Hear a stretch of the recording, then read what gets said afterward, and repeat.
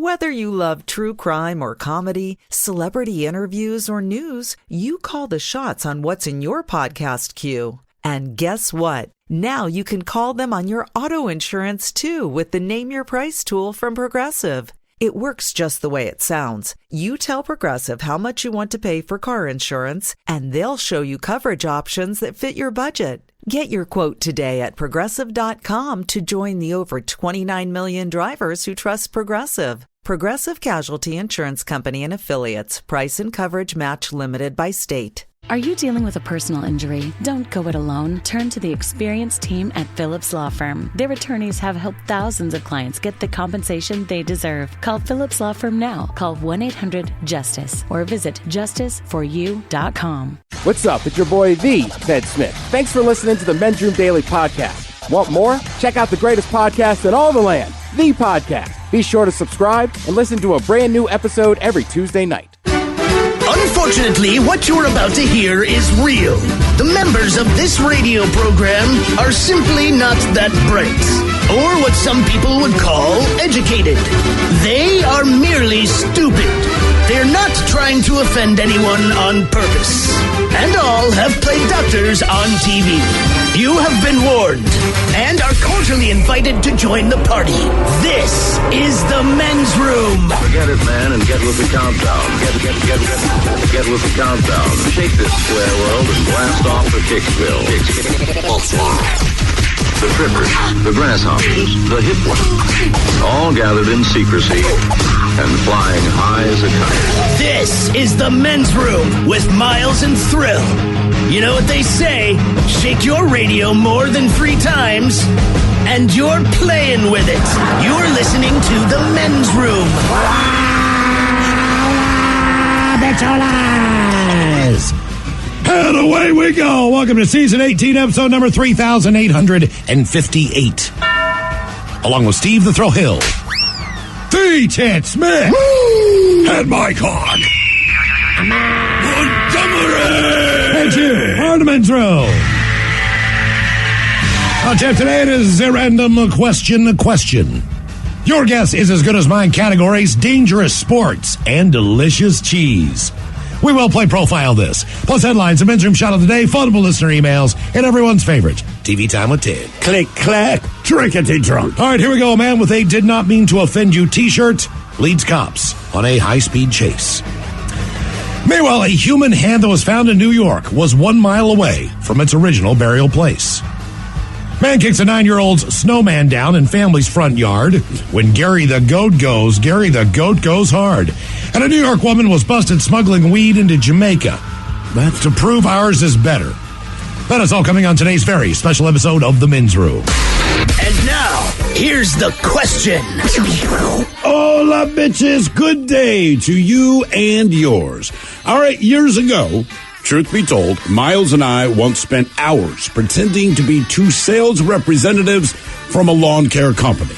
The question, of course, is why? Well, because we found out that there was a private party at a bar that we frequented, and the private party was populated by actual sales representatives from lawn care companies. More importantly, they had free booze. All the booze you could drink if you're part of the party. So we lied, got pissed drunk for free. Admittedly, that might not be role model material, but mission accomplished. And we're hardly the first people to run a con for a small reward. Representatives from the country of the United States of KISW, they have attended 2 United Nations meetings this year. They even addressed the other 193 member nations. The thing is, the United States of KISW, it doesn't actually exist. It's not a real place. So I'm not saying that the UN has insufferably bad security, but they might want to review their security protocols. These people went up on stage in front of 193 other representatives to espouse what they're talking about. Nobody knew.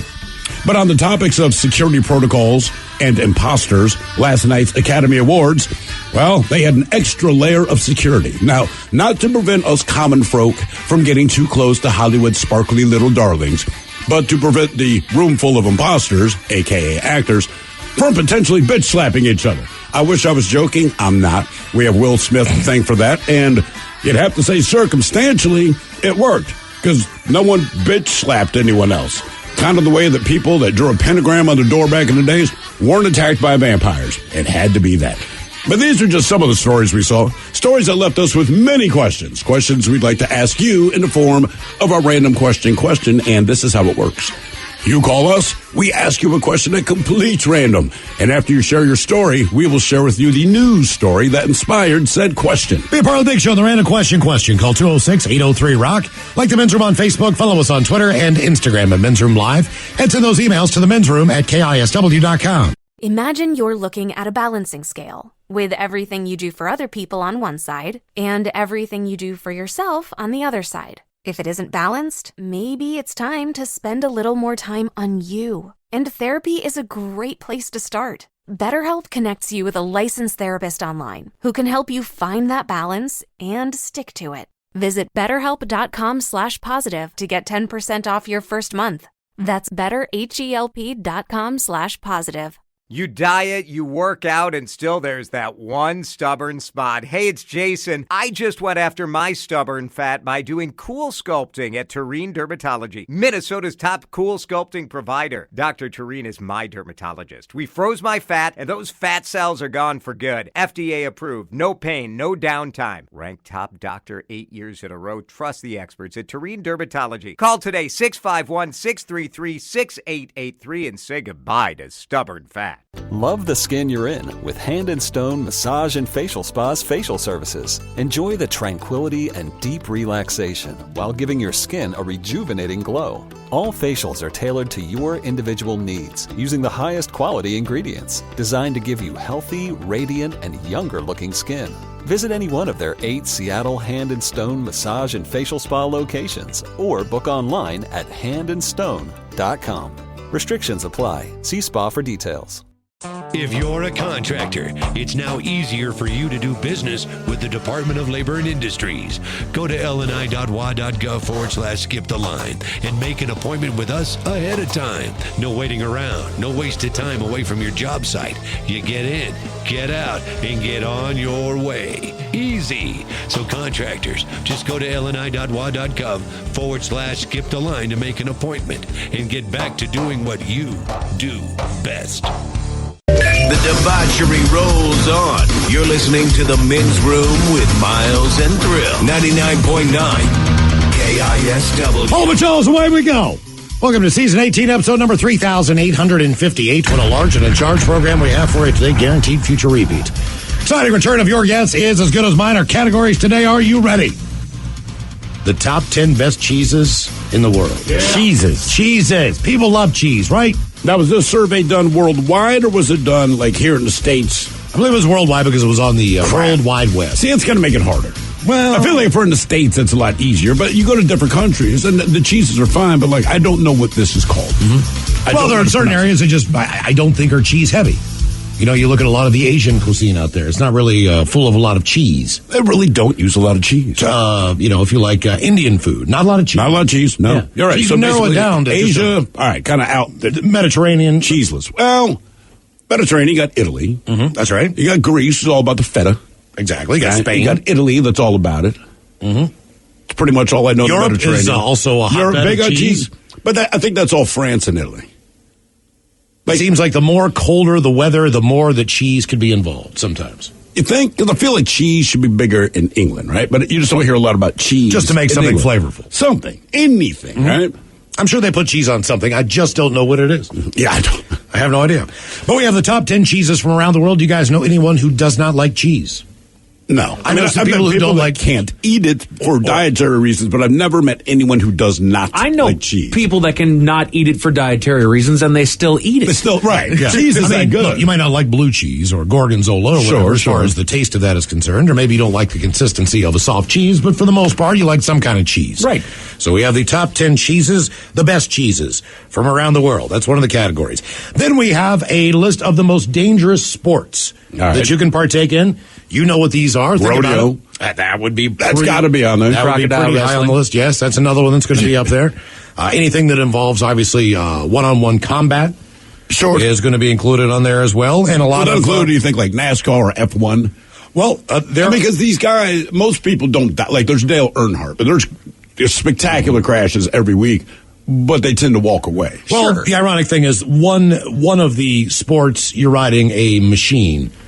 two of the other sports you're riding animals. Okay, yeah, Give makes you sense. idea. Okay. So this is, think late night ESPN old school programming, and All right. you know what you'll find there, and that's what you'll get with the most dangerous sports coming up with your guess is as good as mine. And as we do every Monday through Friday, you get more Men's Room exclusively on the Odyssey app. Join us if you never have before for the Men's Room Happy Hour. We'll do some props from over the weekend, let you know what we were up to there. Keep in mind, with the Men's Room Happy Hour, there's a reason the channel is labeled explicit based on the language that we can use and the content, because the rules that apply to the KISW airwaves do not apply there. So since it is the Happy Hour channel, we can cuss and talk dirty and stuff. So check out the Men's Room Happy Hour again. Download the Odyssey app. It is free, and then search for the Men's Room Happy Hour channel. When you find that, do yourself a favor and sign into the app, because every single hour you listen, you have another chance to win rad stuff, is I believe the way that Taz phrases it on the Rad stuff. Rad stuff. On the That's commercial just how we talk here. Exactly. So rad stuff and the Men's Room Happy Hour. What's the rad stuff this week? Do you know? I do not know the rad stuff this week. I could probably look that up, but I'm not sure exactly what it is. I just realized, talking about rad stuff, I'm like, I don't know what the rad stuff is. Looks like it's still tickets to Kiss. I believe it is still tickets to Kiss. Is our rad stuff it is Kiss? Okay, it is more still Kiss tickets. All right, there we go. Yeah, we've got them. We got them for you all this week. So there you go.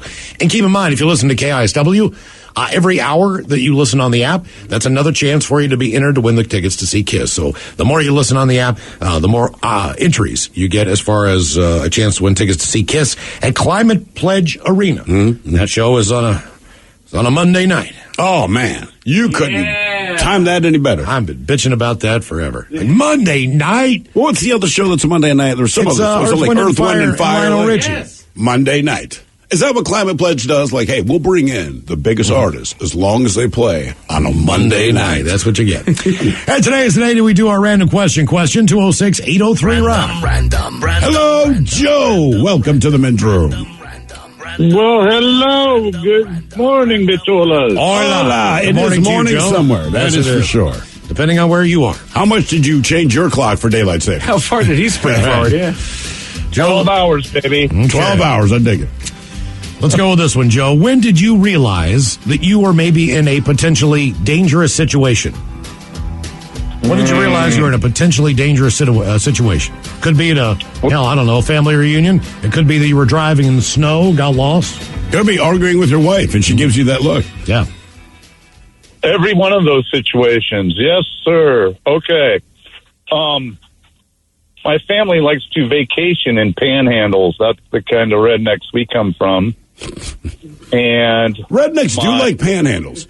You know, it's weird because like anyone else would just go to the beach, but I do feel like, I don't know, man, we're going to the panhandle. Like, Florida is a panhandle. It is a panhandle. That's true. The whole thing. Upper Michigan, kind of a panhandle. We like to mostly be surrounded by water. Right. Not entirely. I don't want to be on an island. Just a panhandle. Yeah, Oklahoma, Idaho. Come on, keep going, boys. You know what? You're right. Both out there. Okay. And ain't none of them vacation-ish. No. So my little, he's a cousin, but he was raised like my little brother. He walks into a bar, into a panhandle, and immediately starts talking to us. And why? Like, how long does it take your brother to roll into a bar? And I'm assuming it's strangers he's surrounded by. Yes. So how long does it take for him? 3 beers. Oh, okay. All right. 3 beers. Right. So what's that? 12 minutes? Right. Okay. So he gets thrown out. He comes back. He gathers me up. You know, hey, we got to go back there, and we're going to go kick some ass. And it's like, all right. I look at my dad and my uncle, and it's like, yeah, go take care of your boy. And so we go there. I look at the outside of this bar. It's got a flag of a former Confederacy out front. That's always a good sign. I'm like, we are going there. What's up, fellas? Absolutely. Skinner tonight? What? When's the last time you seen one of me? Boo. Come get your picture taken with me. Prove it. So anyways, we walk through the door of this bar there, and he's a big boy. He's every bit of 6'8", 6'9". Damn. I know. And he starts pointing at him. I'm going to kick your A. I'm going to kick you, and you, old man. you were the one who started this, and you're going to go down last, and he's going to help me. And he looks over his shoulder at me, and I look at the crowd, and he starts stepping forward, and I punched him right in the middle of the back of the head as hard as I could. To save your own life. Yes, sir. Yes, sir, because this was not going good. No. Did you knock him out? Anyway, oh, yeah. He went down. He wiped out a table full of drinks. Now, does that make it better or worse? Because obviously they understand you're not trying to get engaged with all of them, but after you hit them, you still send them through a table of beer.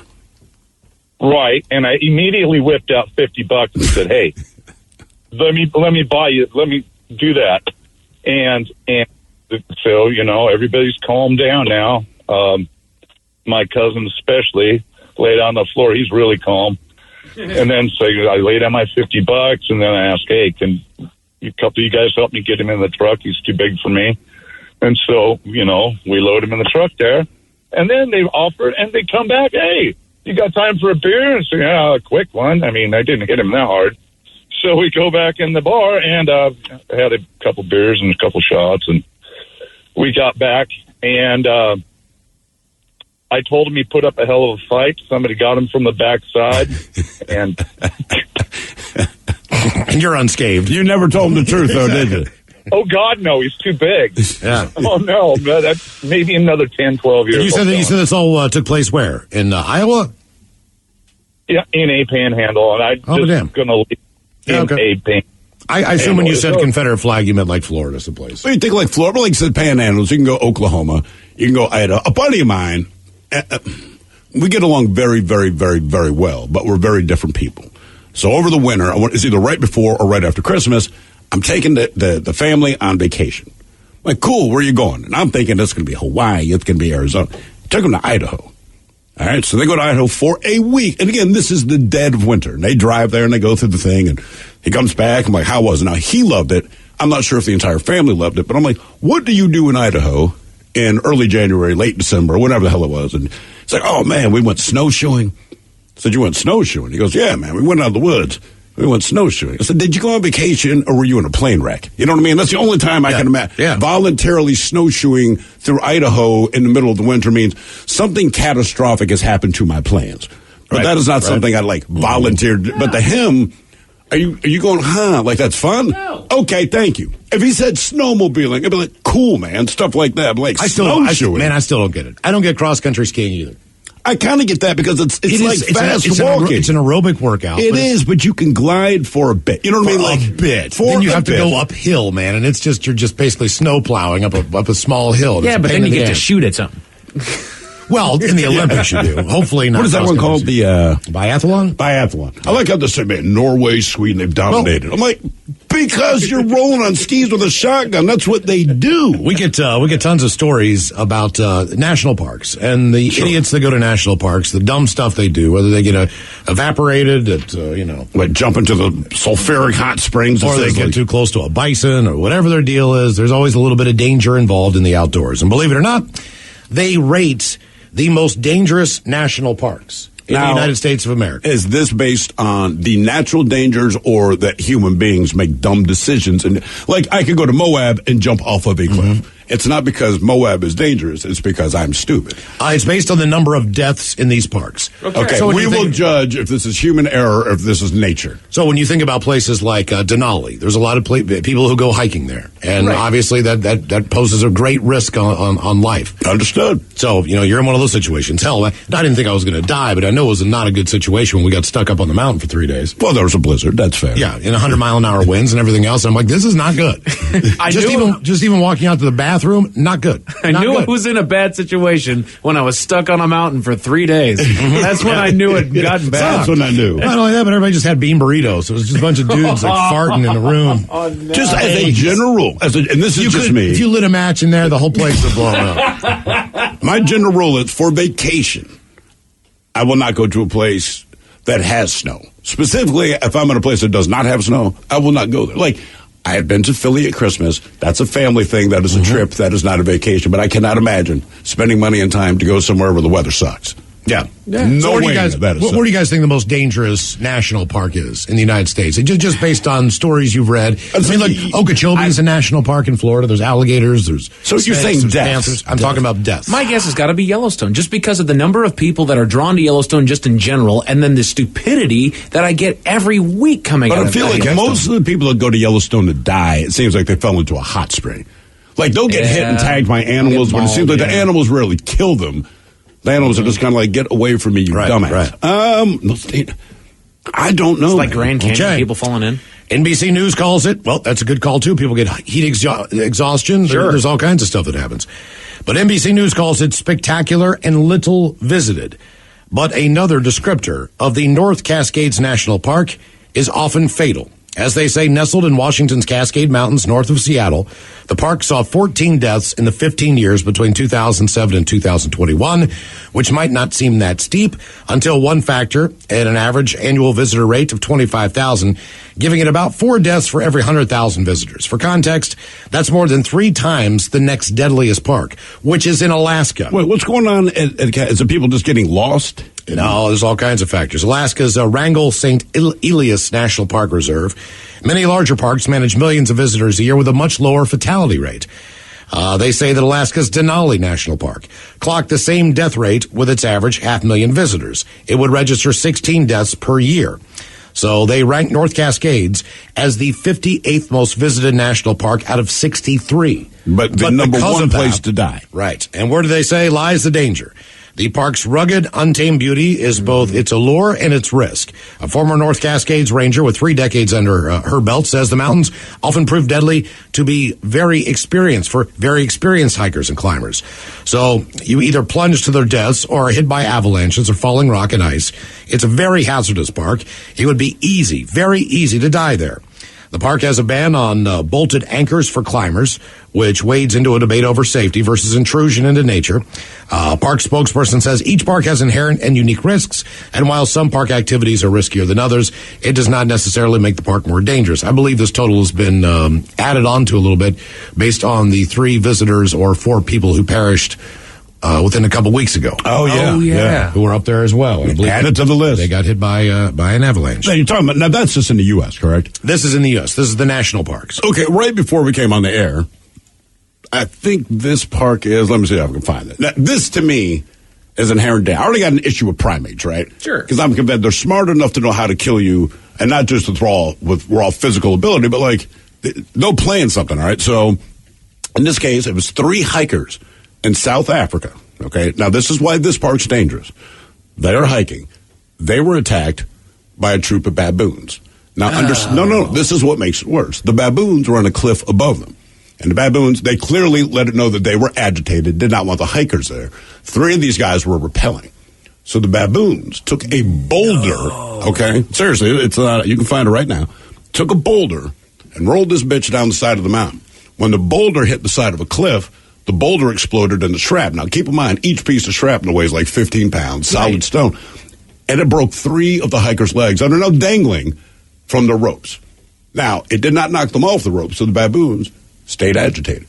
And they started grabbing some individual hand-sized rocks and throwing them at these guys who now have broken legs, hanging from ropes on the side of this cliff. Damn. That is not how your hiking adventure should go. No. And see, like, to me, I would rather go to if you just give me these 2 things, like, hey, the Cascades, by percentage, is more dangerous than wherever they are in South Africa. I'll take the Cascades. But I say, listen, but the Cascades, I fell into a hole. Right. Or I got lost. I don't have baboons rolling boulders down a mountain at me just because I'm there. I read the story before it went on. I'm like, oh, no, I will never do that. More of the random question on the way. 206-803-ROCK. What you watch depends on what kind of mood you're in. Sometimes you're craving comedies like Friends or South Park, and sometimes you're more into dramas like HBO's Succession and House of the Dragon. There's also cooking shows like Chopped and Beat Bobby Flay, and even movies like The Lord of the Rings and Shazam! Fury of the Gods. Well, Max is the streaming destination that has the best of entertainment for whatever mood you're in anytime.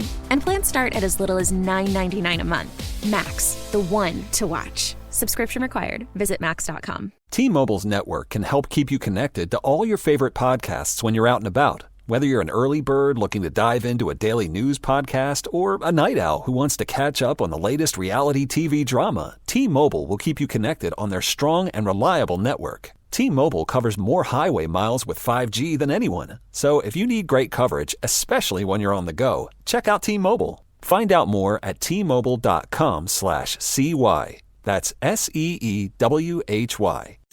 Odyssey celebrates Pride by amplifying the voices, music, and conversations of the LGBTQ plus community. Download the free Odyssey app and listen to podcasts celebrating and having conversations about the issues facing LGBTQ plus Americans, like It's Okay to Say Gay, Queer Intentions, and The Bald and the Beautiful with Trixie Mattel and Katia Zamo. To hear music by and for the LGBTQ plus community, plus podcasts and more, go to odyssey.com/pride or download the free Odyssey app. That's AUDACY. 99.9 KISW. The shenanigans continue. This is the Men's Room with Miles and Thrill. It is our Anna question 206-803-ROCK. Right before we went to break, you were talking about national parks, the dangerous ones. The Cascades National Park ranked as the most dangerous for various reasons. Per capita number of visitors and the number of deaths associated with number of visitors. Right. And then I brought up the story came out of South Africa, these hikers. They're basically attacked by baboons. Not by the baboons themselves, but the baboons are throwing rocks and boulders. So someone here says, I take it Thrill is not a believer in Sasquatch. Not that I am, but I'm open to the idea. And how scary would an 8-foot-tall primate be in the Washington woods, throwing boulders or logs at you? And if you think about it, a lot of people do go missing in the national parks and forests with no explanation. They recommended we look up something called Missing 411. It's a book series by David Paulides, I believe. You'll never go into National Park again, especially Yosemite, et cetera, et cetera. Look, here's the difference. I would say this. One thing we know about Bigfoot, he's not trying to hang out with it. No. Right? Mm-hmm. You got one blurry picture. Otherwise, he knows you're coming. He goes out of his way to not interact. The baboons are kind of like, you didn't know we're here. We're letting you know we're here. Right. And now we're trying to kill you. So you're right. I would not want to run into Bigfoot, but I feel like if you ran into Bigfoot, he has made the decision that he wants you to see him. Trust me, I've read many long-form articles on Outside Magazine because I'm a geek. And the Pacific Crest Trail and the Appalachian Trail are two of the major trails in the United States. A lot of people try to take those off their bucket list. We had a guy who calls the show, and he almost made it. Yeah, Ryan the Iceman. Almost made it. Then he took a little break there. I think he was injured or something happened, and then he went back and he completed the rest of the trek. That was what the Pacific Trail. That was the Pacific end of it. But it's people. Especially people on the Appalachian. That's what I was going to say. Yeah. That's what you need to worry about there. As far as the weirdos and all the people it's not the animals. I guarantee it's not the animals. It's really it is the people. It is. I mean, bears, yes. Cats, yes, are scary. It is the people in the stops and the people that you meet along the way. Those are the people that cause the most problems. Yeah. Because they're either hiding from someone, they're hiding from authorities, they are whack jobs out in the middle of the woods, they've committed crimes but have never been caught or busted for them. And you've probably heard about some of the crimes. You just don't know you're talking to the person that made the news 3 years ago. Female hikers who go out there in pairs and fours and everything, dealing with just a bunch of perverts and a bunch of weird crap. So that's what I'd be worried about, man, if I was out there. No, you're not kidding. Just the Appalachian Trail, I would not hike it, just for that reason. Yep. Honest to God. Hello, Dave. Welcome to the Men's Room. Good afternoon, gentlemen. Dave, welcome to the program. Random question. All right, let's go with this one. When did you see nudity when you really did not expect to see nudity?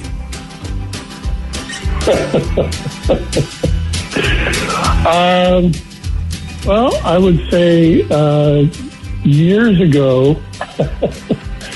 when I was very young, but I was working in a restaurant at the mall in Hayward, where I lived, and they were just opening this store in the mall. It was called Liberty House, which was going to be the first really upscale store they were going to have in the mall.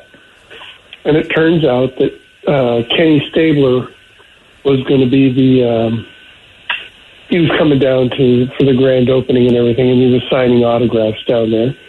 Well, I got a break from working in the restaurant, and I ran down there because I wanted to say hi to him, being an old Raider fan, you know. And I got there. There was a gal who walked up to him and took off her top so he could sign her breast. All right. Good times. Okay, this is inside of the mall. That's all right. That's unexpected. Yeah.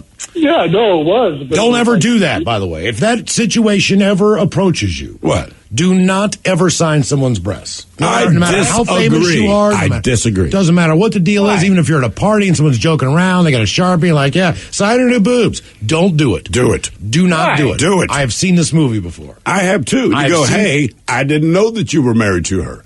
Mm-hmm. Oh. That's where it goes. But look. She look, her boobs were already out. Okay, so think about it like this, guys. Before you get upset, because it's not like, hey, will you sign my boobs? In my experience, it's been when they get there, the boobs come out, and then when they're out, they say, will you sign my boobs? Okay, so it's not like you have to wait to say yes. The present has already been unwrapped. Sure. All right, so now your boobs are in my face, and I'm happy about that.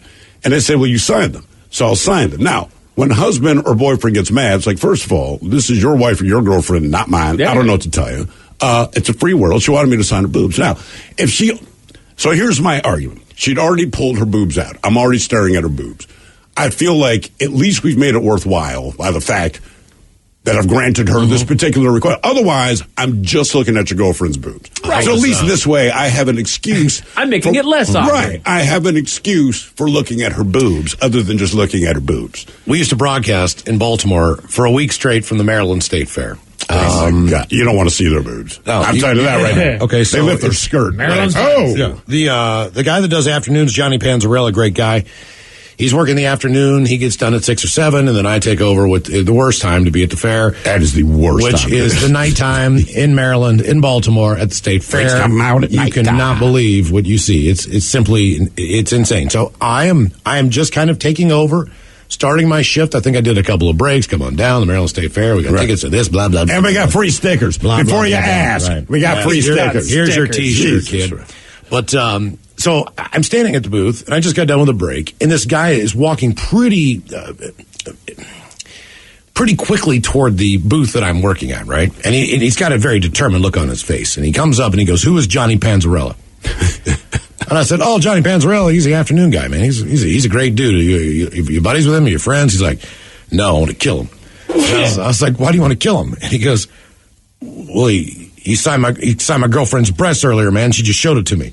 And I said, honest to God, Johnny's not here. Right. He is not here right now, man. I don't know what to tell you. He's like, "Well, you tell him I'm going to kill him. And I'm going to come back here in an hour and see if he's here because I'm going to kill him." And I was like, "All right. I'll pass the message along." Hey. So the next day, like, "Johnny, did you sign a woman's breast yesterday?" He's like, yeah, I did." I was like, "He came back to kill you."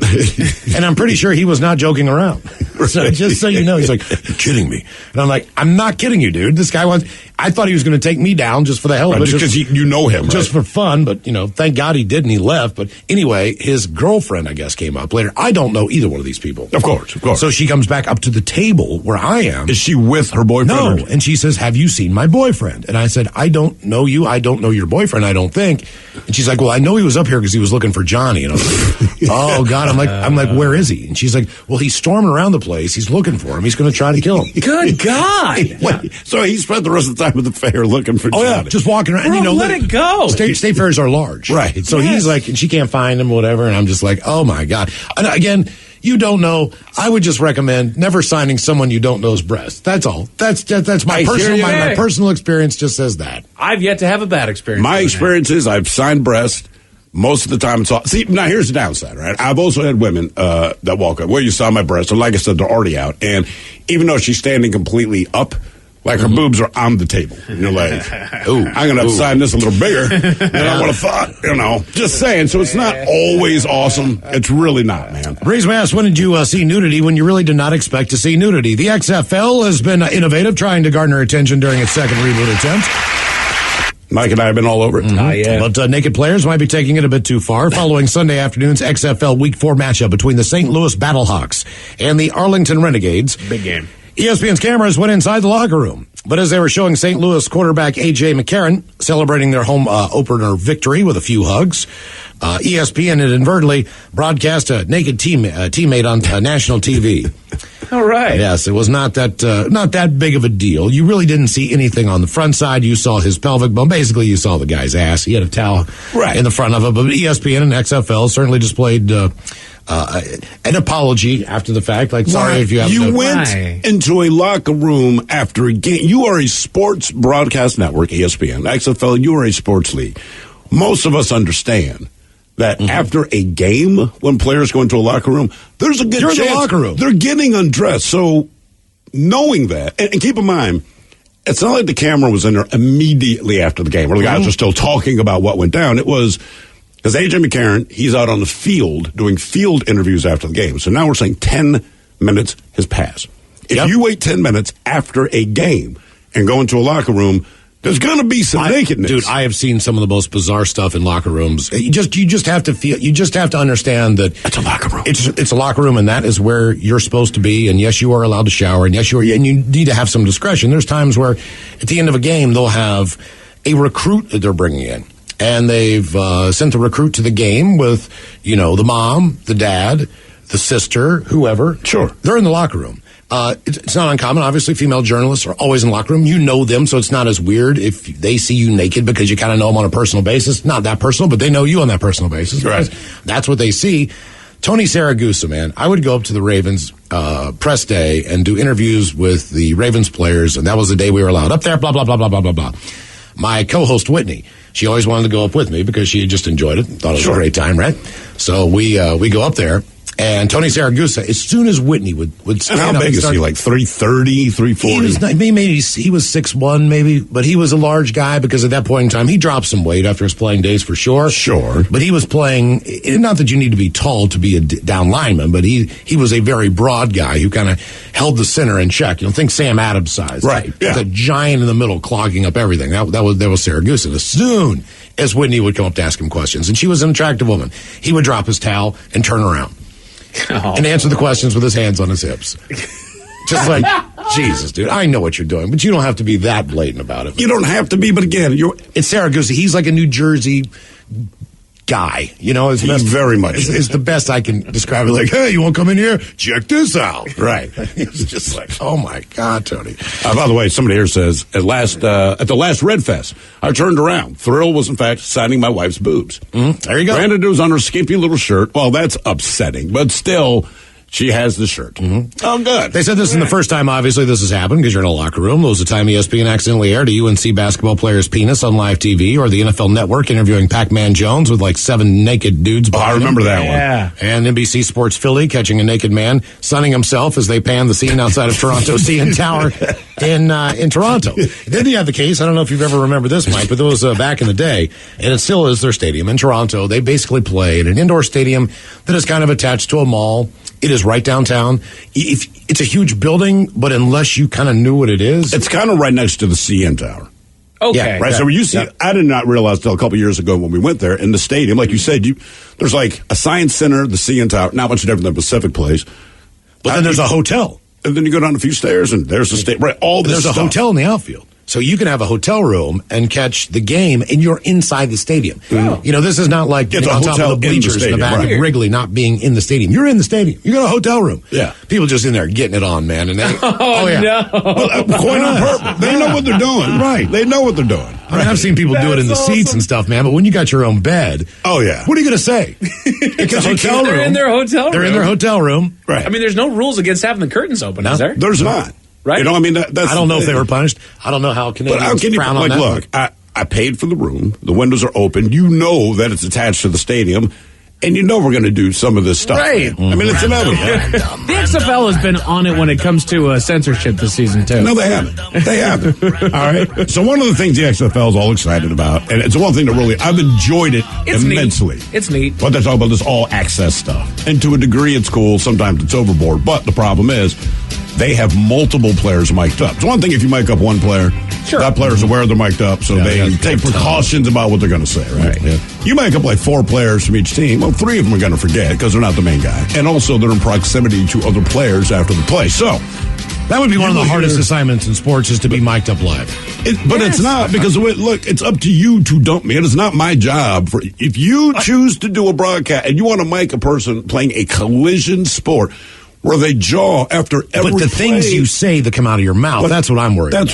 But that's on the network. To me, it's stupid to do it because you watch this game, and so you'll see the play, and sometimes there's not even anything about the play that you as the viewers identify, but you don't realize that the linebacker and the tight end got into it off camera a little bit. Right. And so you're mother effer, right? Then they dump. Then it goes out. But we heard the thing. We already heard the thing you didn't want us to hear. Then the audio cuts out. There's been a couple of N-bombs. Yep. Right? You know what I mean? Plenty of F-bombs. All the time. So I even heard the coach at one point. Oh, yeah. So this last weekend, they basically stopped doing all the drops. It's just like, look, Hines Ward, it football player. Anthony Beck, football player. Football players. Of course, they're going to have a nasty mouth. They're in the middle of a football game. My mother asked my brother years ago. It was one Mother's Day, 2 or 3 years ago. My brother's in town, and she goes, "Well, Adrian, what kinds of things do they say between the plays? Because you can always see them barking at each other. But in NFL broadcast, they're smart enough to know, like, maybe this isn't for public consumption." So, especially on like a Monday Night Football. So my brother's real calm about everything. He said, "Well, I mean, it's the stuff that you expect to hear, F you mother effer, on the F your mom in the mouth, F you N-bomb." I mean, he's just typical standard. Yeah, it's the standard but stuff. That's what he was saying. Standard stuff. I mean, everybody talks about it. But the way he said it's not bad, just that. We're like, that would be bad anywhere. And we said it's the worst sport to do it because of this one thing. Basketball, they talk a lot of smack, but you're constantly playing. Football, you get 6 seconds where I have hit you as hard as I can, right? Yeah. And I got 30 seconds to tell you what I think. Basketball's worse because it's the fans, and you can hear them down the fans are people way worse. Lose their mind. Oh, yeah. Hello, Miko. Welcome to the men's room. Hola. Miko, welcome to the program. Random question. Let's give you this one. What would you say is a personal goal that you would one day like to achieve? Whether it's going somewhere, doing something with your job, just something you've always wanted to do, learn. What's a personal goal you have? Ooh, let's see. First of all, can I just say I started listening to y'all since I was 14, and I'm 30 now. Damn, and dude. it's the first time I've been on the program, so thanks for having me on. Yeah, way to procrastinate. Right, where you been? Half my life. That's crazy. You know what? That just makes me feel old. I'm very flattered. Very flattered. Feel very old. All right, so since we've been with her your whole life almost, what personal goal do you want to achieve in it? Well, I think I want to hop freight trains all the way to the East Coast and back. I've done it up and down the West Coast, but I've always wanted to go hop freight trains from the Pacific Ocean to the Atlantic Ocean. What's the farthest distance you've traveled hopping freight trains? I went from Sacramento to Elko, Nevada. All right. And I was trying to get to Salt Lake City, but I jumped off the train while I was moving, and I crushed my guitar, which is I landed on top of it. All right, now, and I had to turn around after that because I would make money for food by playing on the streets and stuff. How many days did it take you to get from Sacramento to Nevada? From Sacramento to it can't be that bad because based on where you are, I mean, you could be in Tahoe probably in 5 to 6 hours. I'm assuming at the most, and then from there you're just blowing east. So you want to hop freight trains from the West Coast to the East Coast, and then you said back again. Yeah, just to come home. Yeah, and what's awesome about the trains is they don't go very fast. I think they top out at like 50 miles an hour. But the tracks will go places that the highway and freeways don't. I mean, it's just beautiful, some of the scenery you see. Now, let me ask you this. I can imagine that. Now, if you were to do this, say you're going to go from Seattle, you're going to go, I don't know, Miami, Boston, whatever your target is, how many times do you jump off the train during your trip to busk somewhere, raise a little cash, and then get back on? I guess it would depend on like how lucky I am, but I'd probably get off at like each major town, Okay. I definitely don't want to get stuck in some small town because like I probably wouldn't make that much busking anyway, Yeah. Did you ever go across like an intimidating truss bridge that was going over a gorge or anything like that, where you freaked out, looked down, and went, "Uh-oh, that's straight down"? Yeah, actually, I was in Nevada, and basically it was the first time I ever hopped the train too, and I was lucky. I was in the first 3 cars were engine cars, like where the conductor and engineer would sit, and I was in one of the empty ones. So it was like first class riding. Like you think of like box cars as like great riding, but the box cars suck. They're loud. You get trapped in there. Do those guys know you're there? Do they care? So it depends. Some of them are pretty cool. The first time I hopped on a train, I actually walked up to the front of the train and like waved to the conductor and engineer and asked them where they were going, and they said they were going to Salt Lake City, and they were cool with me being on there. For the most part, the people who like or the conducting engineer or just kind of work on the article with it, it's the bulls you got to worry about. The security guard. Oh, okay. All right. Well, I mean, right. That's the normal gig. And have you met anyone else who was hopping trains while you were hopping trains? Oh, yeah, definitely. I mean, there's, you think of like the heyday of it being in like the Great Depression with hobos and stuff, but there's a pretty big community of like hippies and like crust punks that still do it. Crust punks. Yeah. I think I've had one of those Uncrustables. I don't know. I kind of dig that, man. That's pretty cool. That is not what I thought the answer would be. Razor asks, what is your personal goal you'd like to achieve? A Utah man who desired to be sent to federal prison carried out a polite bank robbery in pursuit of that goal. Per a police booking affidavit, Donald Sankros was arrested Monday after allegedly handing a teller at a Wells Fargo in downtown Salt Lake City. Ironically enough, a note that read, "Please pardon me for doing this, but this is a robbery. Please give me $1. Thank you." The teller complied, asked him to leave. The affidavit says he instead instructed her to call police right now and sat in the bank lobby to wait. He allegedly complained it was taking too long for the police to get there.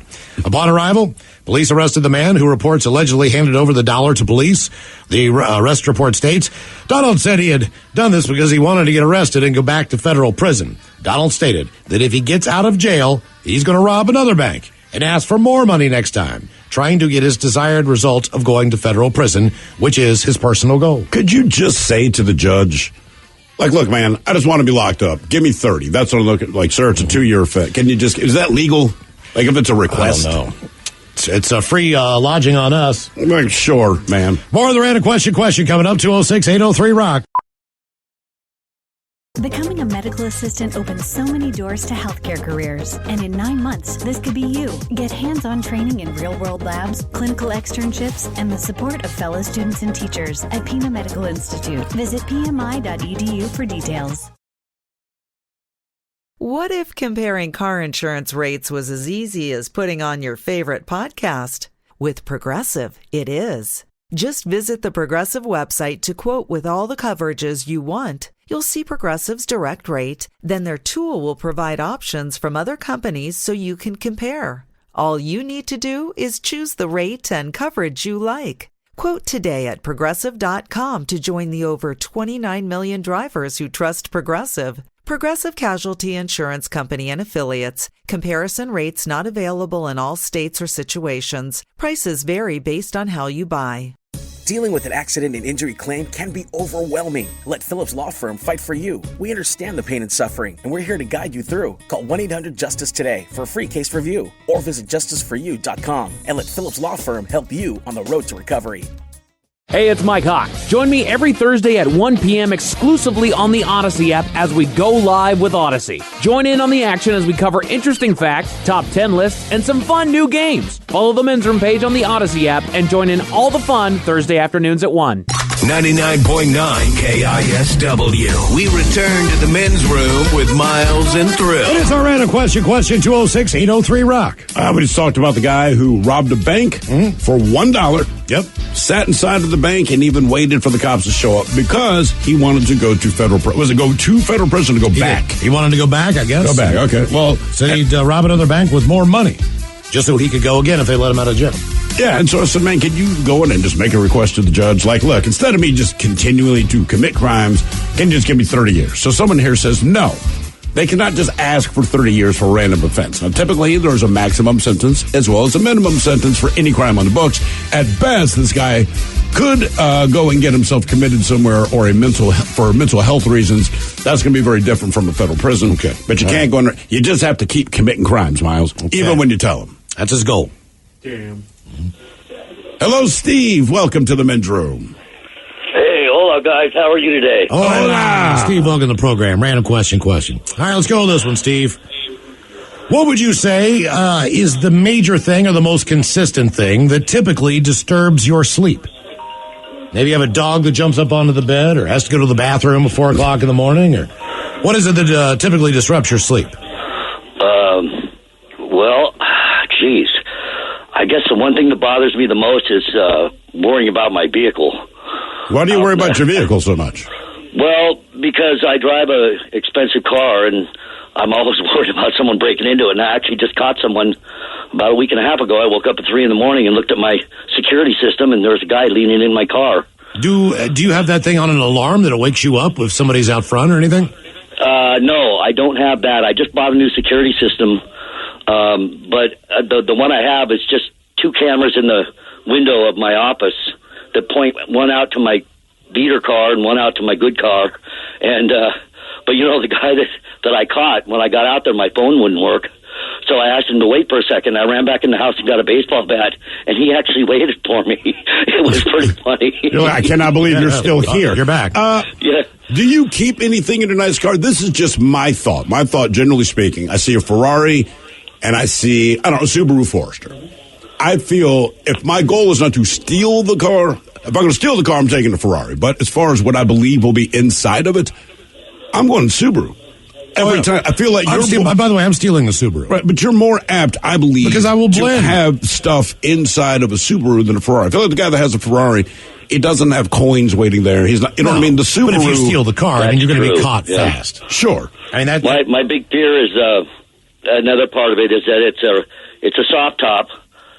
So, it's super easy to break into. But, I mean, it's my baby. I mean, I've been driving Corvettes my whole life just because I used to drive trucks, and then I bought one really, really inexpensive, and I was just like, somebody forgot to give me that memo. Have you thought of just leaving your doors unlocked? My father used to be big into like Triumph Spitfires, et cetera, et cetera. We moved to Baltimore, where crime is kind of like a pastime.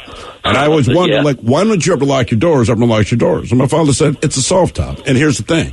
You can open my door free of charge. There's nothing in there for them to steal because I'm not stupid. Then they close the door and move on to the next one. If my doors are locked and they want to get in there, they're going to cut my soft top, and then I'm out $1,200 to replace it. Yep. That's fact. That's a fact. Seriously, man. Just leave your doors unlocked. If you have Ted said his brother did it with his Jeep, living in D.C. Yep. Same thing. Got to. Don't lock the Jeep because it's a soft top. So instead of them costing you money, let them open the door, see you have nothing of value in there, and move on to the next mark. How about you guys? What typically is the main disruptor of your sleep? My kids. Your kids? If it's not that bad now, but when they're younger, any mildly disturbing thing that happens to them at 4 a.m, nightmare, they show up in your room. And it becomes your problem. And the thing is, or the kids will come in and just tell you the one thing that all kids say at some point, I can't sleep. And you say, babe, just climb into bed. And then they're asleep in 5 seconds. And now I'm wide awake. Mm-hmm. Yeah. I used to, my cat for a while would only puke, it seemed like, at 2 or 3 in the morning. So that sound was something that instantly woke me up all the time. Because you're like, oh, please be on the hardwood. Please be on the hardwood. Please don't be on the rug. Because you're not going to get to I just got the rug and I got to say, it's like, oh, the rug. Why the rug? I just bought the rug. Every doggone time. Why does it have to be the rug? For me. Yeah, there's all this hardwood. A couple more things real quick. Garbage day. So there's garbage day, which is typical pickup. Yeah. And, that's somewhat noisy. But it's worse when they come around to do the commercialized dumpster run. Because you live around so many other businesses. Which bars, restaurants, which I believe are on Tuesday morning and starts way, way, way early. That's amazing because they back up everything. Like typical garbage collection, they stop, they pick up your stuff, they move on. They don't necessarily back the truck up every single stuff. Right. And there's like 9-10 dumpsters, which can be a convenient thing depending on what you want to throw away within a block of me. Sure. But when they empty them, man, and you're talking bottles, like recycling bins, ding, ding, ding, ding, ding, ding, ding, ding, ding, ding, ding, and then they're building a new apartment building right up the block from me. So they start their stuff at like 7:30. Right. So I hear construction all the time. It's noisy, man. Yeah. Because my last apartment, actually a couple apartments ago, was the window was right outside of the main dumpster out there. But for me, it's just mainly myself. Maybe I'm thirsty, I need to get up, or maybe I need to use the bathroom. But for whatever it is, I get up at 3 o'clock in the morning just waking up. Really? Mm-hmm. Yeah. And then I start to move a little bit, and I got all the animals just buried on me because I put out a lot of heat. So they kind of like that. So I got 2 of them on my legs, strapping that down. Then I got a dog up against my side, so I can't move. Which, as soon as you wake up and want to stretch and move, that creates the problem. And there's that dreaded hot fart when you're like, I need to get up. Yeah. I need to get up right now. I don't care what time it is. My stomach is not doing well. You get those, or sometimes you Dutch oven yourself. Then I realize I'm trying not to wake. I don't want her to wake up to that because it just guarantees she's going to wake up pissed. And that would be fair because for whatever reason, your night farts are worse than any other fart. They are. So you kind of, as much as you can without disturbing the covers, you kind of grab the blanket aim my ass and you do this big slow fan. And I mean, the whole room kind of fills with the stink, but it's not concentrated. No. Because I have woken her up with that before. The light essence. But I did it in my sleep. And you know what used to wake me up all the time? They've gotten better. It's goddamn light rail construction. Because it is just at the end of my driveway. They're at the point now where most of the heavy lifting is done. So I don't even understand what they're doing now. Maybe it's wiring, something like that. But it is not nearly as loud. Is when they're like pouring. And that was all night. That was all night long too. Well, and they would send you a flyer, right? And I understand, their perspective was, hey, we're going to try to do as little as we can during the middle of the day because people are more active, and we don't want to mess. It's right next to an exit off of 5, right? We're not trying to mess with the flow of traffic. I do understand that, but just based on where I live, I'm like, oh, you're working from 11:30 p.m. to 6 a.m. Where do you get your best night's sleep? I can tell you mine right now. Anywhere where I wake up and I'm not exactly sure where I am, which is a hotel room. Because when I wake up out of my element, I'm like, where am I? Oh, yeah. I'm in a hotel room. But I have the blackout curtains in there. You can turn the air conditioning. I like it about 68 degrees, which keeps me perfect as far as the temperature of the room. The fan is going. It doesn't seem nearly as loud, except for the kids that somehow are running a marathon on my room at 3:30 in the morning. Typically a hotel room. Specific hotel in Mazatlan, Mexico, and it's just where it is located. Well, the windows are open, the breeze, it's a beach town, and not a stupid beach town like Cabo. I mean, people are they're just there to drink, be quiet, and stare at the water and wait to die. That's basically what goes on there. So it's pretty quiet. But you wake up, and like I said, it's birds that sing instead of birds that squawk. So I'm like used to the crows and the occasional seagulls. But they just make ugly. You know what? Those birds are like the Fran Drescher of the aviary world, right? We know what to expect. We know you're not going to sound beautiful, but man, and it's not just Mexico, just anywhere tropical. You hear these birds, man, and I mean, they just sound like zippity-doo-dah, zippity. They're fighting over like a potato chip bag. Right, but it's chill, man. I don't know what it is. I sleep real well there. That's another thing. The birds get into the trash on today in my neighborhood. So they'll lift the lids. They're very smart. Crows are incredibly smart. Half the time there's holes in the lids and everything else. They get in there, man. And they get in these fights over whatever they're picking out. Then you walk out and you're like, oh my God, there's like this. My neighbor's trash is like everywhere. It's completely spread out everywhere. I'm like, Jesus, not only did I get woken up by these damn things, it just made a mess. Like it's like having kids. You know, I'm telling you, I learned this when I lived in Greenwood. We had this problem on our street. The crows would come down, and on trash day, everyone's trash is out now. And by the time you got up to do anything, you'd put your trash out, but none of your trash is actively in your can anymore. The crows would pick through it all. But I realized when I took the dog out, and it's my trash can, I just throw the poop bag on top, they stopped going into my trash can. And I was like, man, look, crows are smart. They don't want to eat turds. Fair enough, not a big ask. But they just stopped going to my trash can. So I said this to my neighbors. And basically, I became like the Pied Piper. I would come back with my dog, and if it was trash day, if any of my neighbors called me, they're like, hey, man, then you drop your poop bag in my trash can, and I would do it.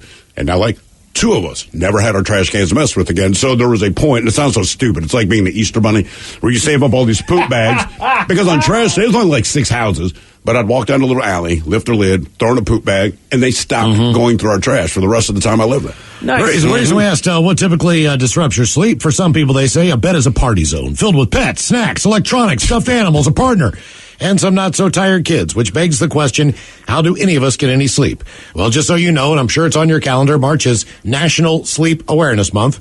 And for some people they say the best sleep comes only when they are completely alone. In the new poll, 50% of people who live with a partner say they either sleep in separate beds or would try it if it meant that they could sleep just a little bit better. They say sleeping with a partner can be disrupting. 35% say they wake up when their partner steals the covers. Another 35% are bothered by tossing and turning and snoring, among other common disruptors. They include sleeping with the TV on. Yeah. For some people who do that and do not set the timer. If I fall asleep in front of the TV, I'm typically drunk in the living room. Yeah, right. Just watching a show and I just nod off and go, I need to go upstairs and go to bed. Snoring, sleeping with the lights on, a partner who does not shower before bedtime, and children climbing in the bed. The poll also found that people who slept in the same room as a family member growing up, like a sibling, did have an easier time dealing with sleep disruptions as adults. I can believe that. I can say with bad, my wife, she does not bug me. I think we're used to each other, but the one thing she does, and she even did it this morning, and as soon as she did it, she was like, sorry, I am dead asleep, man. And you can kind of hear her, because she gets up earlier than me. I hear her dealing with the kids. But it is dark in our bedroom. And I understand you need to get something out of the closet.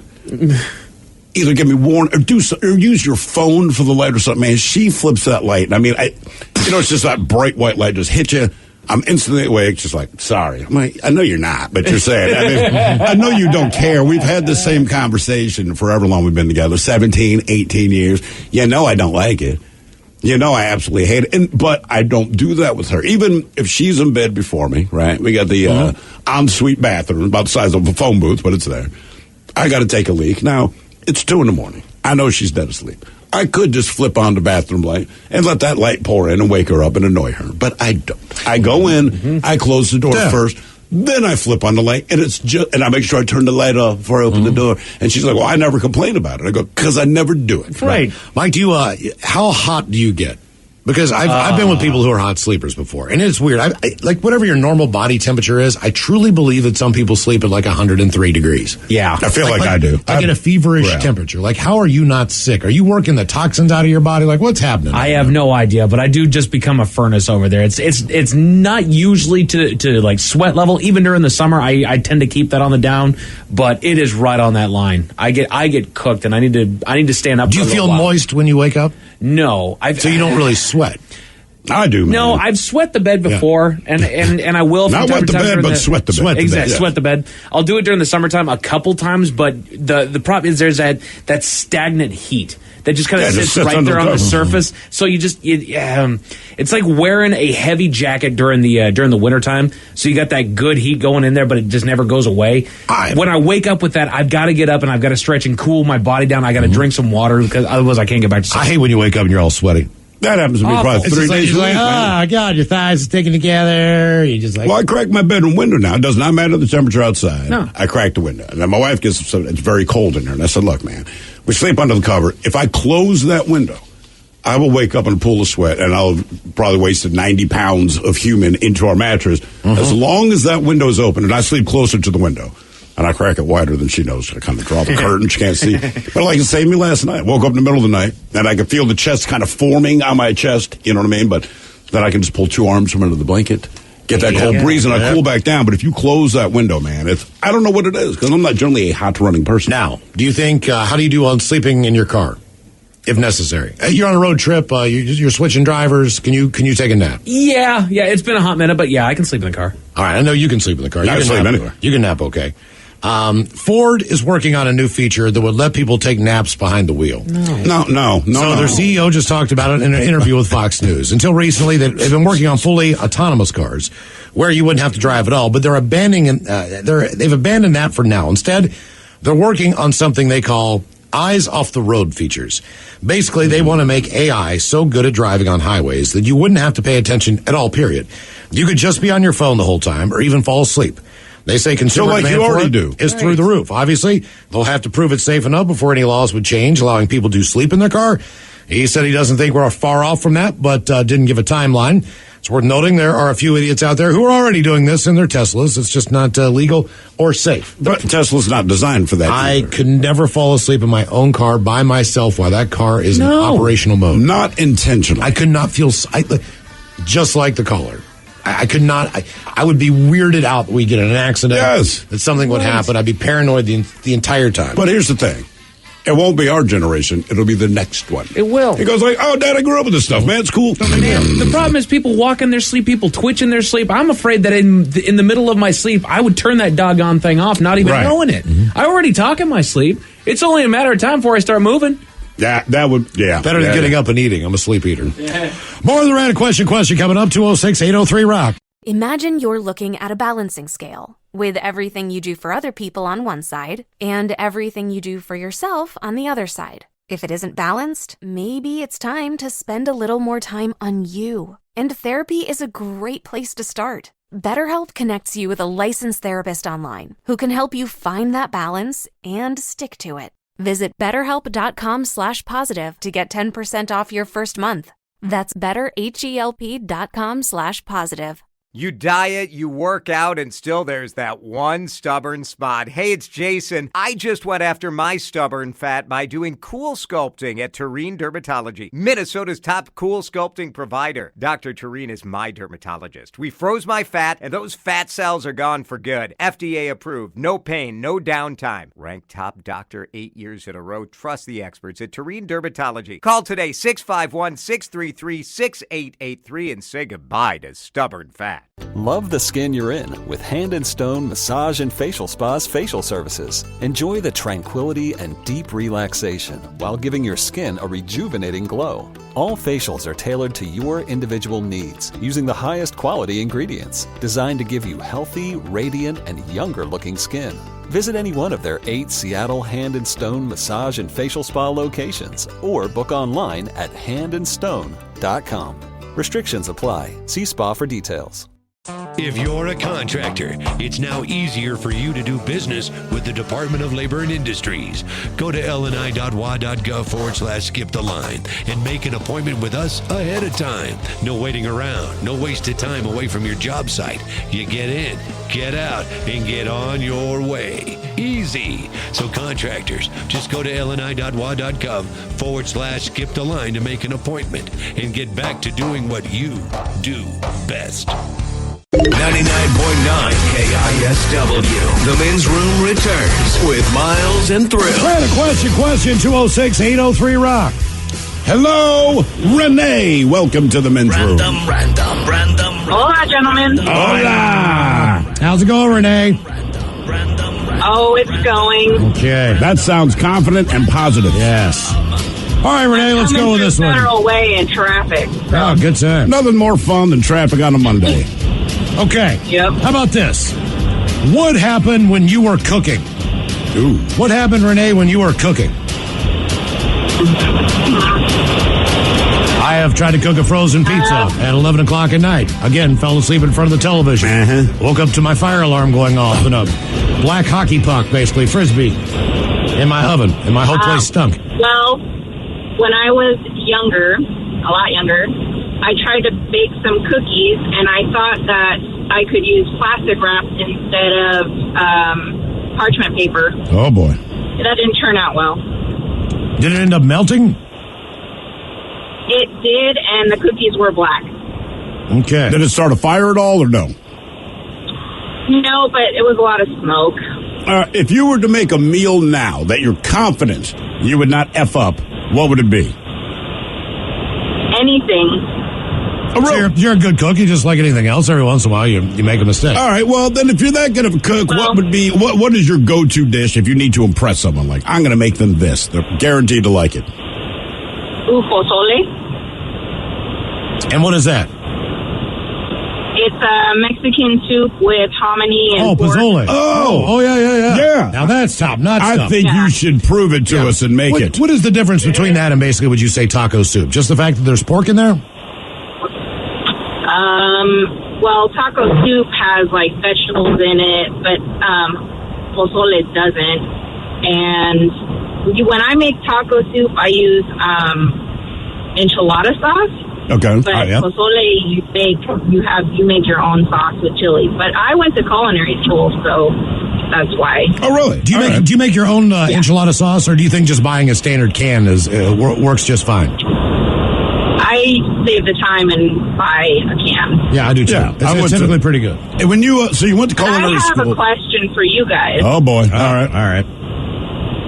So I've been seeing a lot of videos about how women take super hot showers and men take normal showers.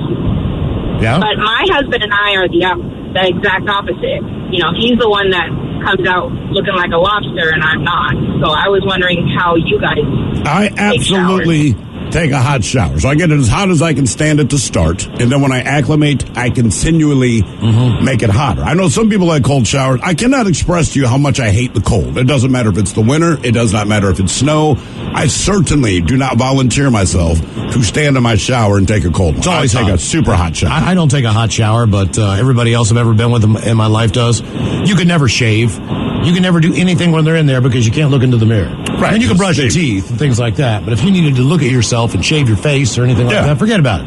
You got to wait at least 15, 20 minutes until the entire place. I steam it the hell up. I absolutely do. Like, man, give me the frickin' hot shower. I mean, I did it this morning. It's always the same thing. I get in, right? It's already kind of hot. And then as I'm halfway through the process, just keep turning it up little by little. But the thing is, and I realize how hot my showers are, by the time you get out, again, you've acclimated to the temperature. But I never think to turn it back down. So then the following morning, when I fire up the shower again, it starts at the temperature I left it. And I'm like, God damn, that is hot. I think the biggest cooking mistake or just weird thing that ever happened to me was it was a holiday of some sorts. I went in and I bought a brisket. And I think we're probably having 8 to 10 people over to the house, right?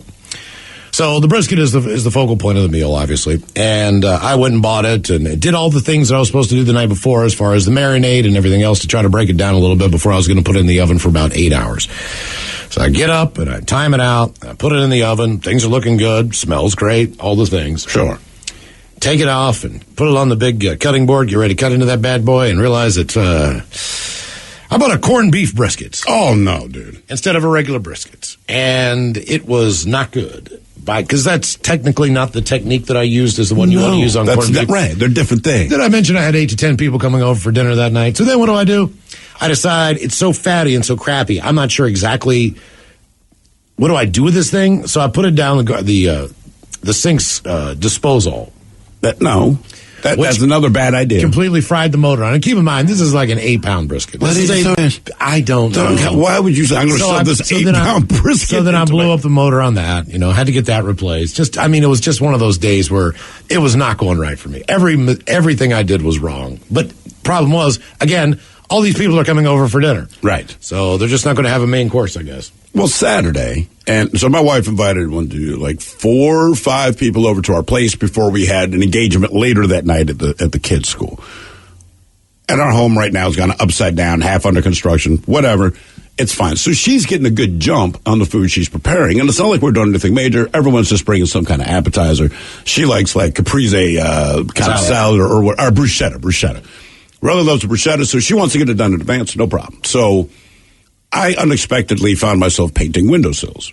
All right, so I'm in the kitchen doing this painting, whatever. Now that I'm in it, let's just do it. My son comes wandering into the kitchen. This is about 2 o'clock maybe, and he says, Dad, I haven't asked this in a while. Can we go outside and shoot hoops? And I'm just telling you right now, if you're a parent, like these moments, they come, they go. So even though I really don't feel like doing that, and I'm covered in paint, and obviously I'm knee deep in doing something, I'm like, sure, man, just give me like 5 minutes. Find my wife. She kind of smiles, says, oh, you're being a good dad, because he said he wanted to play basketball. And he came up and down and said, yeah, we're going to go shoot hoops. She's like, okay, cool. I'm going to run and grab beer for tonight. Okay, cool. Don't give it another thought. He and I, we go out shoot hoops, probably 15, 20 minutes. That was it, I walk in the house. I look down the basement. Well, the basement's now filled with smoke. Oh, bruschetta. The bread. So she put it in the oven, forgot she put it in the oven. It was not toast anymore. It had been toast at one point. We were long past that. So I opened the oven, and it's just, it's like backdraft, you know what I mean? Just clouds of smoke billowing out.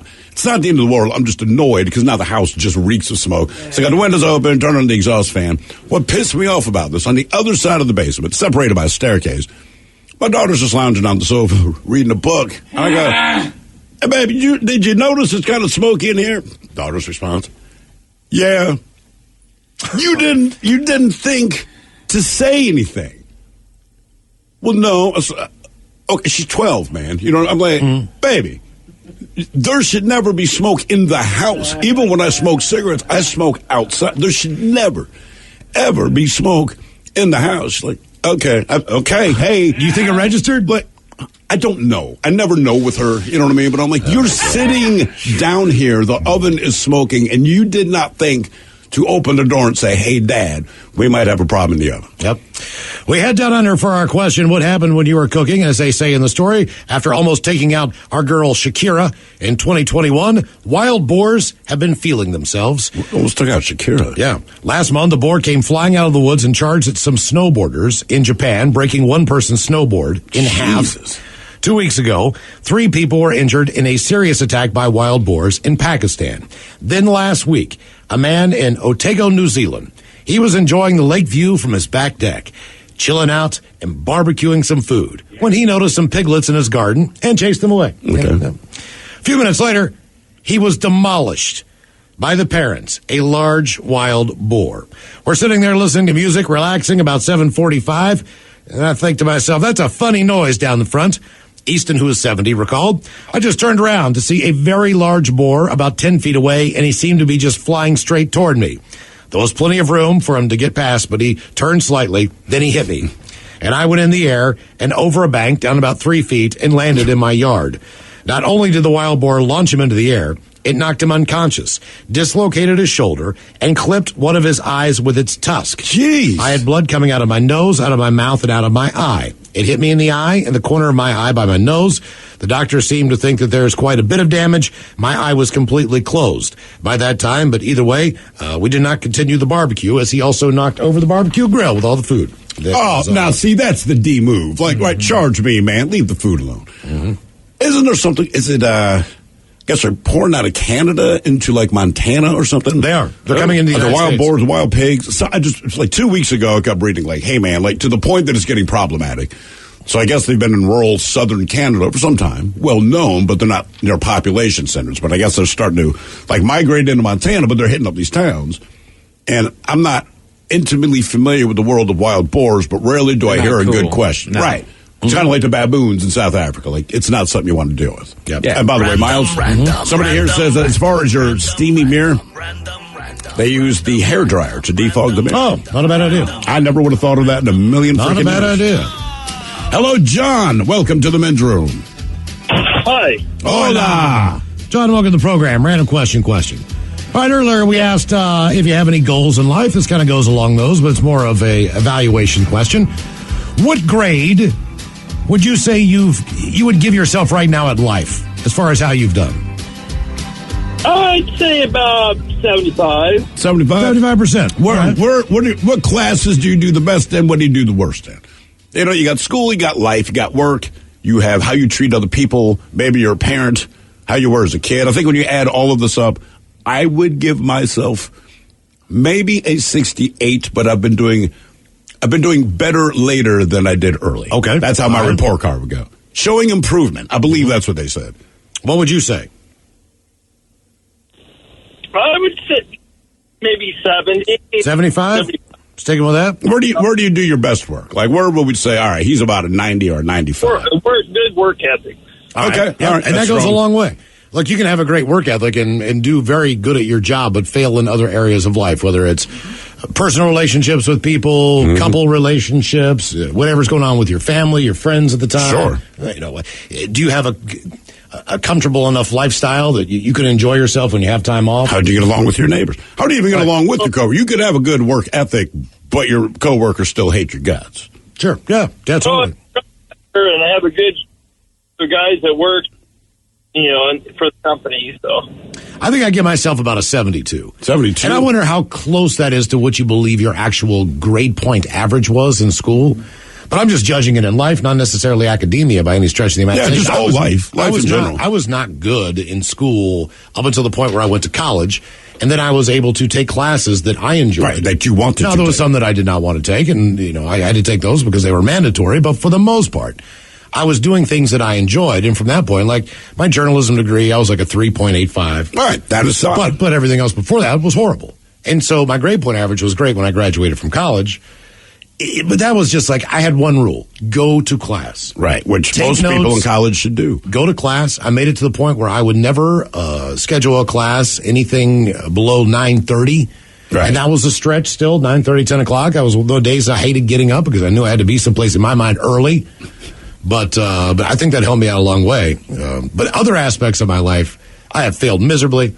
Other aspects, I've done better than normal. But it's still a 72. Things, right. I've done way better than most people. But, you know, your grade is an average. So where maybe I get a 98 consistently in this class, sadly, that class is probably something like music or gym. It's not the academic stuff. The other parts of my life, I might be batting about a 34. But like I said, but when you mix it all together, like I said, a strong 68. So I failed, but not by much. Right. Mike, where do you put yourself on your life grade? I'd probably give myself a solid B minus. B-minus. B-minus. 82, you'll say. You strike me as more of an 85 guy. 85, Maybe yeah. even 87. You know, I feel like I get what I need to get taken care of done, but there's other things where, you know, there's things in my home life that maybe I've been putting on the back burner and just they don't really get there. Yeah. There's some obligations that I might have been dropping left and right. I just know that I'm bad at a lot of things. I'm bad at remembering dates. I'm bad at remembering people's birthdays. And these are like my nieces, my mom, my father, my stepfather. My brother and sister's birthday, I remember because I was there. Grew up Even with when them. I was 7 and 9, I remember that day because it was when my brother and my sister It was a were big born. day. And I remember that. Now, if you ask me when my mom's birthday is, I have a difficult time because they would leave town. So it wasn't like it's between here and here. Right. We're going out to dinner because it's your mom's birthday, but you're not going. We got your babysitter. So all those dates did not involve me. Right. If you didn't involve me in the birthday, then maybe I'd have freaking remembered it. But I didn't. I do put my kids in the birthday thing because here's the thing. Well, kids, yeah, I know my kids' I'm birthdays. 50. No, I mean as far as taking them to dinner with me on my birthday. And the reason is this. I don't care about my birthday anymore. I'm 54, right? Like the ship has sailed. It's all that stuff. But the kids get really excited when it's their parents' birthday. So that and Father's Day. It's Father's Day. We always did summer like Family Fun Center because, look, when you say, what do you want for Father's Day? Like peace and quiet. We know typically that's what it is. To be not left alone, but that's never what happens. But it's not what's going to happen. So instead I say, what would you guys like to do with me on this day? And it's always something that is very kid-centric, but I go, that's fair, because the only reason I'm a father is because you're here. Well, you have to do doing something with the kids. You have to do those. You have to do that when they're kids, because by 15 they'll be like, it goes by fast. They're not going to be there. They're going to move out. That time goes by so quick. You can't believe it. So you got to take advantage of those times when you can. That's why I played basketball this weekend, Miles, and my feet still hurt. Reason we asked, what grade would you give yourself in life? Do you love the question, everything Billy Joel has ever done? The answer to me is no. No.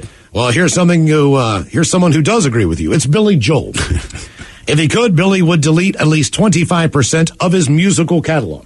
So he gives himself a 70. He's a mega superstar, but he's saying he's a C student. And how many albums has he put out? 20-some? Oh, my God. He came out with the early 70s. Yep. He's still cranking it out now. He says, quote, I've written some real stinkers. I wish I could take them back. Sometimes I get 6 or 7 songs, and I thought, hey, these are pretty damn good.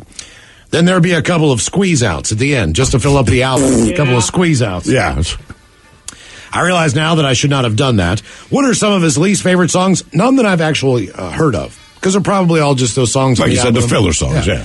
He mentioned 2 of them, When in Rome from the 1989 Stormfront album, and one from Glass Houses in 1980 called You Were the One. Okay. But he says he's currently trying to do a little bit better. He's on tour with Stevie Nicks. He says it's not a farewell tour. In fact, it's something you'll never see from him. I have a disdain for capitalizing on that. Let me threaten that I'll never be back and it'll be the end and then I'll make a lot of money. I've seen bands go away so many times and announce farewell tours and then they never go away. I've seen a couple of Who farewells at this point. Oh, it's a good show, though.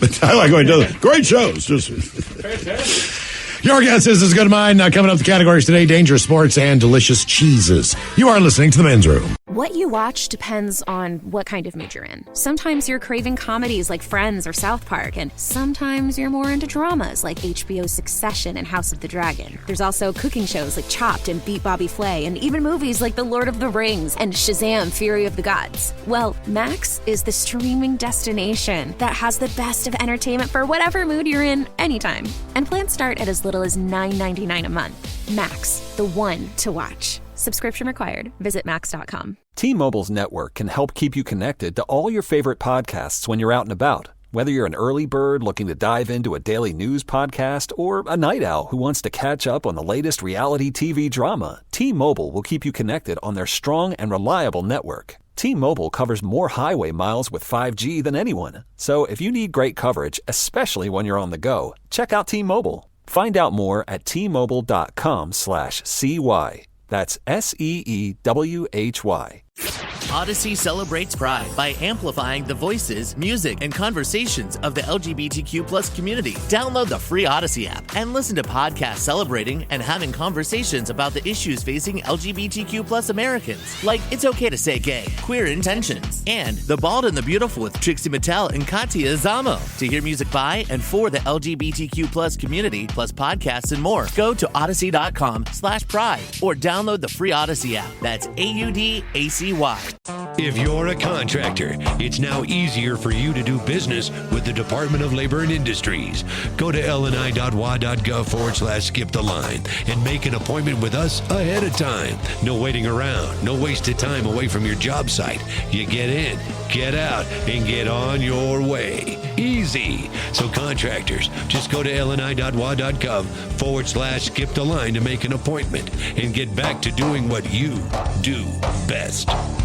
Let's face it, sometimes multitasking can be overwhelming. Like when your favorite podcast is playing and the person next to you is talking and your car fan is blasting, all while you're trying to find the perfect parking spot. But then again, sometimes multitasking is easy, like quoting with Progressive Insurance. They do the hard work of comparing rates so you can find a great rate that works for you, even if it's not with them. Give their nifty comparison tool a try, and you might just find getting the rate and coverage you deserve is easy. All you need to do is visit Progressive's website to get a quote with all the coverages you want, like comprehensive and collision coverage or personal injury protection. Then you'll see Progressive's direct rate, and their tool will provide options from other companies all lined up and ready to compare. So it's simple to choose the rate and coverage you like. Press play on comparing auto rates. Quote at Progressive.com to join the over 29 million drivers who trust Progressive. Progressive Casualty Insurance Company and Affiliates. Comparison rates not available in all states or situations. Prices vary based on how you buy.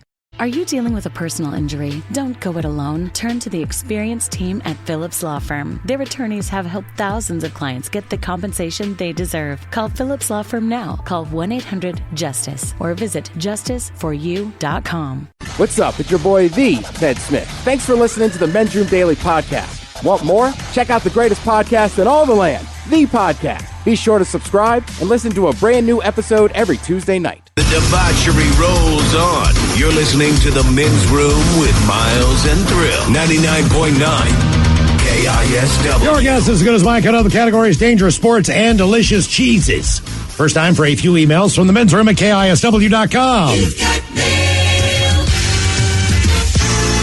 You've got mail. Jump right into the birthdays, guys. Older gentlemen, my nephew Hunter Ford arrived today. Can you give him some of your best inspirational advice there, Miles? And maybe one of Thrill's favorite sound bites? I'll thank you guys. That from Aunt Tasha. Oh, you want me first? Sure, go ahead. Andropenis. Damn it. All right. Aunt Tasha, I'm going to give you some dad jokes. It's a baby joke, same time. What's the difference between a baby and a salad? You can only toss one. Yeah, most people don't get angry when you toss a salad. What's the difference between a baby and garlic bread? I don't know. I feel bad when I drop a loaf of garlic bread. And finally, a woman gets on a bus with her baby. The driver says, "Oh, that is the ugliest baby that I've ever seen in my life." The woman walks to the rear of the bus and she sits down, fuming. She says to the man next to her, "The driver just insulted me." The man says, "You go up there and tell him off. Go on. I'll hold that monkey for you." Oh,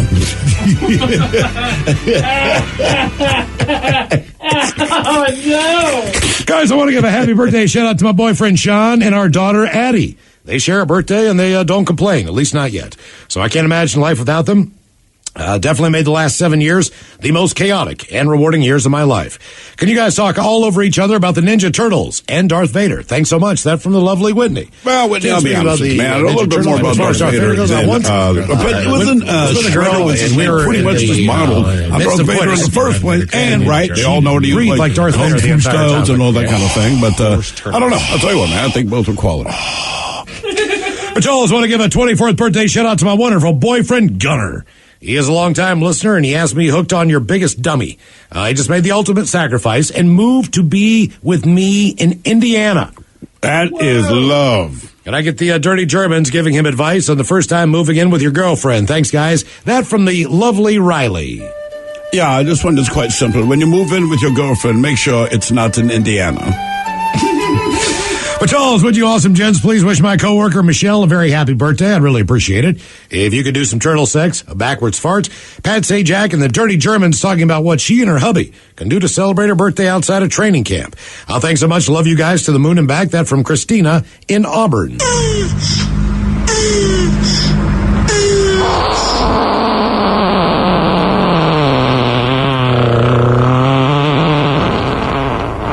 She wants a D, and she's going to get one. Yeah, you know what you can expect outside of training camp. Yeah, the same thing you see in training camp. Multiple reps, checking his vertical, and of course, smacking some balls. Guys, I want to wish Erica a very happy birthday. She's had to deal with me listening to you guys for 12 years since I left Seattle to live in Maryland. She's been through a lot of ups and downs since we've met, but she's still going strong. Hope you have a great birthday, hun. Can I get an owl hitting the window, a suck-it-up cupcake, green beans, and some Miles wisdom? Thanks, guys. Lots of love. That from Evan. Uh-oh, look out. So, suck it up, cupcake! Green bean. Believe the Green Beans t-shirt's still on sale to watch. Shop at KISW.com. Green Pick one up now before we get one. Green. Okay. Erica, sometimes when I see people I know outside of where they normally work or where I normally see them, it takes me a while to recognize them at first. This tells me that Superman knows exactly what he is doing. Hello, cast and crew of the men's room. My mother's birthday is today. I was wondering if you guys would be willing to please wish her a happy birthday. I'm sure you get tons of requests, but she is your biggest fan. Not a day that goes by where I don't hear all your guys' voices blasting from outside while she is gardening. She recommends your show to everyone she meets because she loves to spread the laughs you guys give her. As for a little bit more about her, she's from Paulsbo. Her name is Dawn. I know she'd kill me if I knew or I told you her age. She has called in a few times the show and goes absolutely crazy afterward, making me listen to her on the radio. And just as a little extra detail, I think it would be funny. So her ex-husband, Alex, also loves the men's room and notoriously listens to you guys every time you're on. Well, they split up years ago, so they're still good on good terms, but they still taunt each other a bit. I've always wanted to make fun of her for marrying such a short guy like Alex because he's 5'9", and it's become an inside joke. I think it'd be hilarious if while you're wishing her a happy birthday, you could mention something like it. Alex, if you're listening right now in Bremerton, we hope you have a great day, too, and are enjoying being 5'9". Does he listen on shortwave radio? Yeah. Also mention that her daughter Peyton loves her as well. That'd be best birthday present that we could ever get her. Much appreciated. That from Peyton, the daughter. All right, guys, here you go. Happy, happy, happy birthday. Happy, happy, happy birthday. Happy, happy, happy birthday to you, to you, to you. BJ. Ya's a Dirty Germans brought to you by Men's Room Original Sausage. Available through Uli's World Famous Sausage, mensroomlive.com, and other fine retailers. Schweinefleisch. Take a moment time to get a contestant on the line for your guess is as good as mine now at 206-803-ROCK. A couple of extra emails before we get there. Men's Room Salsa. Fellas, to anyone who has not tried the Men's Room Salsa, it is seriously, you guys are missing out. It has rapidly become a staple in our home. Good. It is available at SARS Market in Oak Harbor. Love you guys, love the show. That from Rick. And apparently loves the salsa as well. It is very, very, very good. From Carrie, good day. What's the name of the magic puke powder Thrill was talking about on Friday? There's a number of different brands of vomit cleaner and blood cleaner, but they all seem to be... Basically, if it's liquid, so it's diarrhea, puke, blood, and the idea is you put this powder on it, and then you can vacuum it up. Easily. I cannot remember, but seriously, just Google it, and Miles is right. There's probably 7 or 8 products that we never knew existed. There were some that exist for bus drivers, school drivers, hospitals. Nursing homes. You name it. They've got it on hand. Let's see here. What else we got? Culver's, Picholas. Culver's is the chain that we brought up last week on the program that serves, I believe, a butter burger, and they are from Wisconsin. Let me tell you guys a thing or two about Culver's. First of all, yes, they are Wisconsin-based, and yes, they are awesome. They're famous for their butter burgers. When ordering one, you're almost always going to get asked the following questions. Do you want a single, double, or triple? I often go for the double. Next, they'll ask you if you want cheese. Then they'll ask if you want the works. That would be ketchup, mustard, pickle, and onion. I normally say no mustard. They're also famous for their frozen custard. My favorite is what they call a concrete mixer. Basically, these are the same as what a Blizzard is to Dairy Queen. In the summertime, you can get what is known as a fruit cooler, similar to a fruit smoothie, but they give you both a straw and a spoon. Lastly, at least in Wisconsin, they're famous for their cheese curds. Hopefully, when Ted was there, he got to try some cheese curds, as we make them like no one else, deep-fried and beer-battered. My sister got me one of their T-shirts. It has a picture of one on it that says, I feel the need for cheese. And yes, they do have mascots. The mascot for their frozen custard is named Scoopy. Our family rarely eats fast food, but when we do, it's almost always Culver's. Sorry, did not mean to sound like the Dos Equis guy there. That from Paul, your loyal blind listener in Appleton, Wisconsin. What else we got there? Down there story. Here's a crazy one for you. Guys, I was diagnosed with MS and had lost all feeling on the left side of my body. Damn. When I had sex, I could only feel the penis on one side, on the inside. After a steroid treatment, all feeling is presumably normal. That from Nikki, who can only feel one half her hooch there for a while. That is strange. Does that mean you just put in half the effort? I think you look for a guy with a crooked one. You know what I mean? Yeah. What is that called now? It goes to that side. Because they're talking about it all now. Call the Bill Clinton. It's like have you seen ads like during sports? It's like, is your penis like real crooked? Honest to God. Really? It's even like go to brokencarrot.com or bentcarrot.com. Seriously, like that is their web address with the whole, I can't remember, Peyronie's disease? Maybe that's what it is. But the commercial comes on, and it's like a guy and his wife in the kitchen, and there's a carrot that's real misshapen. And so they start alluding to the fact that if your penis is bent like that, I believe it's Peyronie's disease, so they go through this commercial. That's the name of a beer. But at the end of it, it says, go, I think it's bentcarrot.com. Oh, no. I was like, Jesus, okay. Do you scratch your left thigh when you walk? What are you, 150 years old, Castle? What's wrong with you? You're walking like you're going to die. Oh. Your knee? What'd you do to your knee? He's got bad knees. Hang on, here he comes. What the hell are you doing? You're walking like you're going to die. So, it turns out I have this affliction in my knee. It's called I turn 45 next year. Oh, get out of here. Yeah. I literally just stood up from my desk like, oh, what is that? Ow. You just walked down the hallway? That's how you're walking? Yeah. Damn, man. Yeah. Dude, I mean, I ran a bunch this weekend like, I'm feeling pretty good. The F you are. He needs some milk. I'm going to get some more beer. Thank you. Yeah, take that. All right, time for a little Your Guess. This is as good as mine. It's an easy game to play. We get a contestant on the line. You pick from one of two categories and try to get as many right in said category before 3 strikes and you're out. Steve, who is our contestant, ready to play Your Guess is as good as mine. It's the entire city of Austin. Welcome to the men's room. Hola, bitches. Hola. Austin, welcome to the program. Your Guess is as good as mine. All right, our categories today. We have the top 10 best cheeses in the world. And we have the top 10 most dangerous sports. Sports where you are very likely to get hurt or killed while playing. So we want to go a little cheese here, Austin, or a little bit of sport action? Let's go sports. Most dangerous sports. Okay, I'm going to give you 2 clues. 1 sport involves man and machine. 2 sports on this list involve man and animal. These are the most dangerous sports that you can play. Austin, you know how to play the game. Get as many right in said category before 3 strikes and you're out. What's your first pick? MMA or UFC? Ooh. MMA, UFC. That is number 4. Yeah. Very good. I think you got the idea what's going on here, Austin. It's really dangerous when you suck at it like me. Okay. By the way, you know who gets an honorable mention in all this as far as actual numbers on injuries are concerned? NFL? Cheerleading. Oh, yeah, I've heard, they get injured constantly. I could not believe how crazy that was when I looked at it. Either throwing muscles out, not being caught. Sure. You know what I mean? Just when you think about what they do for as much as they do it, throwing up, spinning in the air and crap like that. Also, how many times have you been watching a game and you got a 300-pound NFL player that just bowls into one of them? Also, they're doing a lot of floor routines when they're getting off the basketball court or whatever. Somebody will do backflips, do tumbles and all that crap. All right, Austin, you're 1 for 1. MMA, UFC. What's your next guess here on the most dangerous sports? Would you guys think football? I would, the collisions and the injuries you develop over time. Let's go football. Football number 5. Again, these are the most dangerous sports. Football, MMA, UFC, definitely on the list. Is there a difference between MMA and boxing? There is. Yeah, huge. Is there a difference between football and rugby? There is. Yes, there is.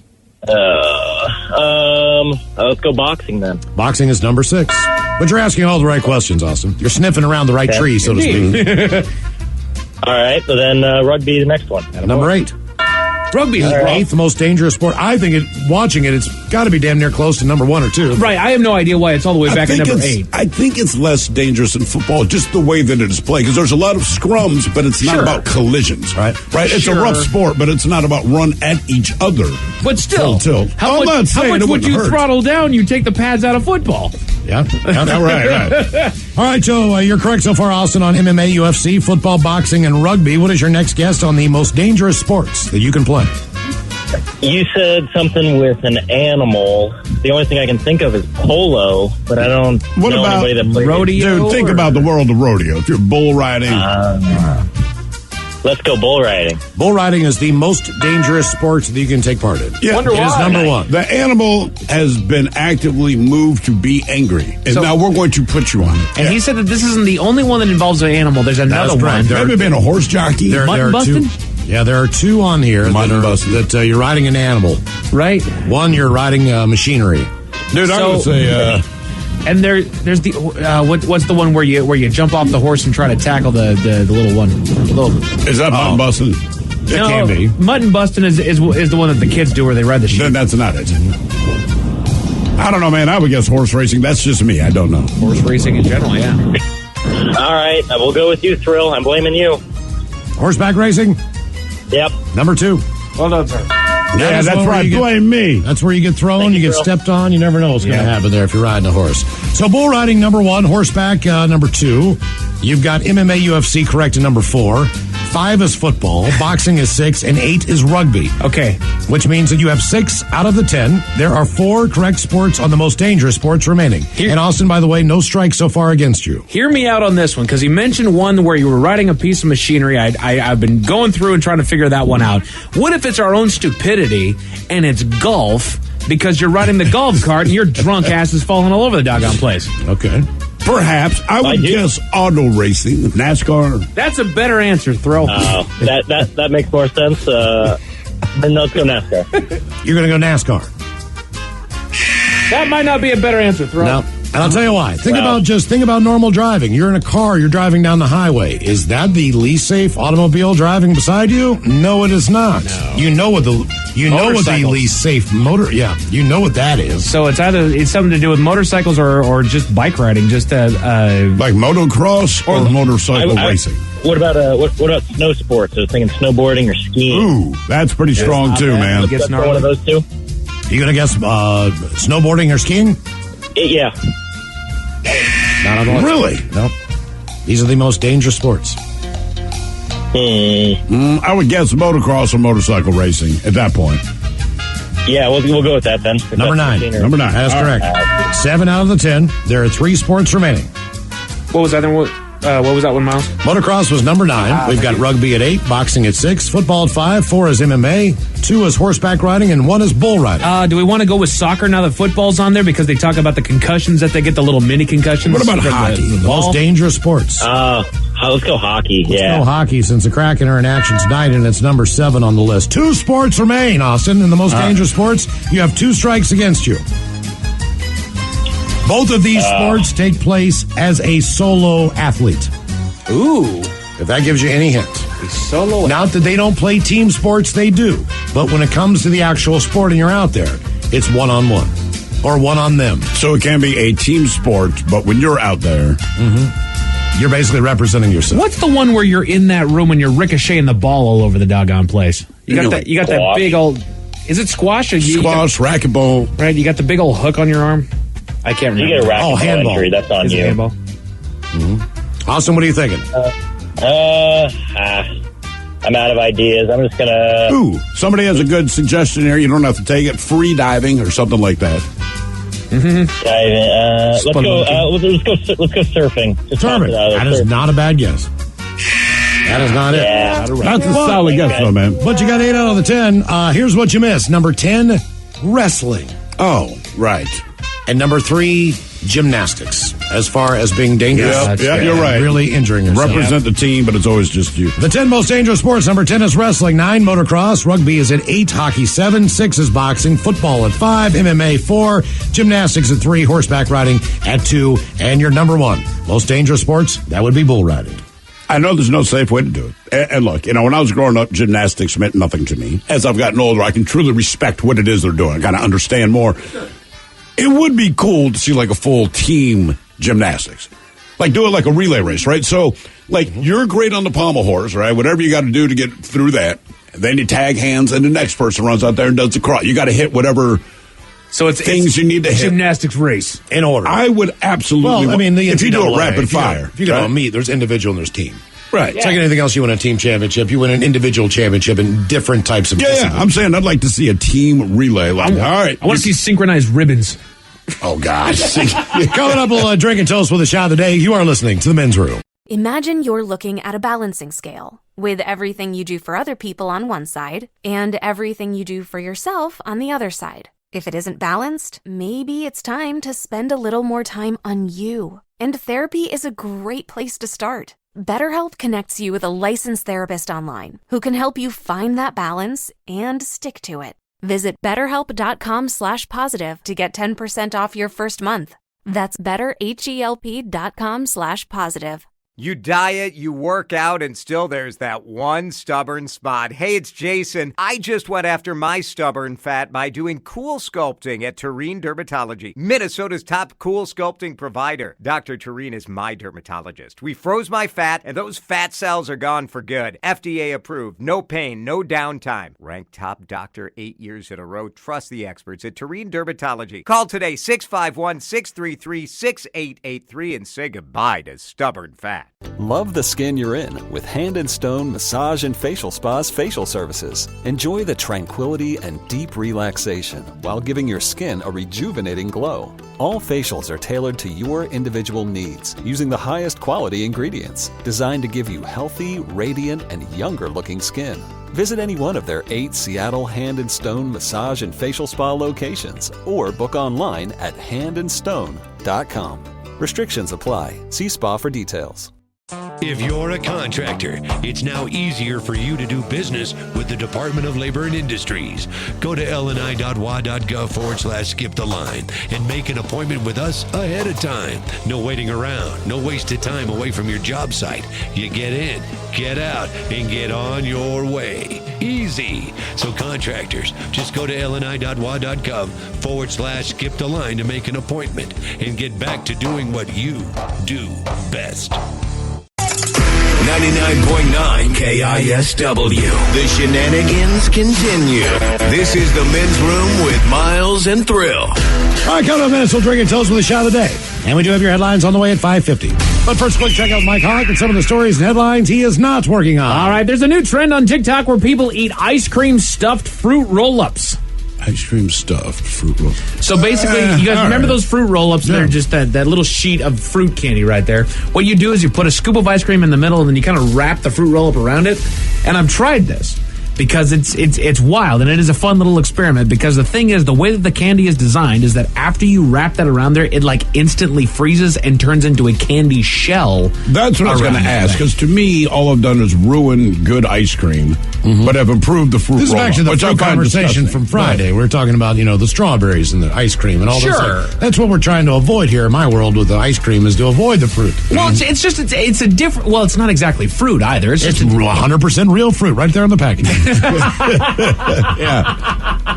That is an absolute fact there, Miles. Well done, sir. No, I tried it. It's a fun novelty. What flavor fruit roll-up did you use? Strawberry or a blueberry. I'm not entirely positive. But, okay. There was the multi-pack that was in there. So we grabbed one each and just had at it. And vanilla ice cream? Yeah, just straight vanilla ice cream. So it was fine. I'm not using my bougie ice cream, as it were. I'm just using vanilla ice cream. Where's the cheap ice cream? With fruit roll-up. If this experiment fails, I wanted to fail it just fine. 49% of couples sleep in separate beds to get better rest.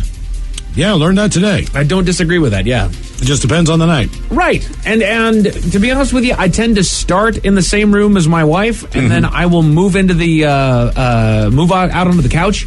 And that's not because I'm in the doghouse or anything like that. It's just because I like to have my shows on when I fall asleep. And if I know that I'm going to stay awake for a little while longer, or if I'm going to snore in the middle of the night, I will excuse myself from the room right there in the beginning. Otherwise, I'll fall asleep in bed and move out around 3 o'clock in the morning. I always stay in bed. Yeah, like whatever. I'm staying in bed. I'm just staying. That's just me. Yeah, sure. I'm not getting up moving. I'm staying in bed. Just how I am. You can leave.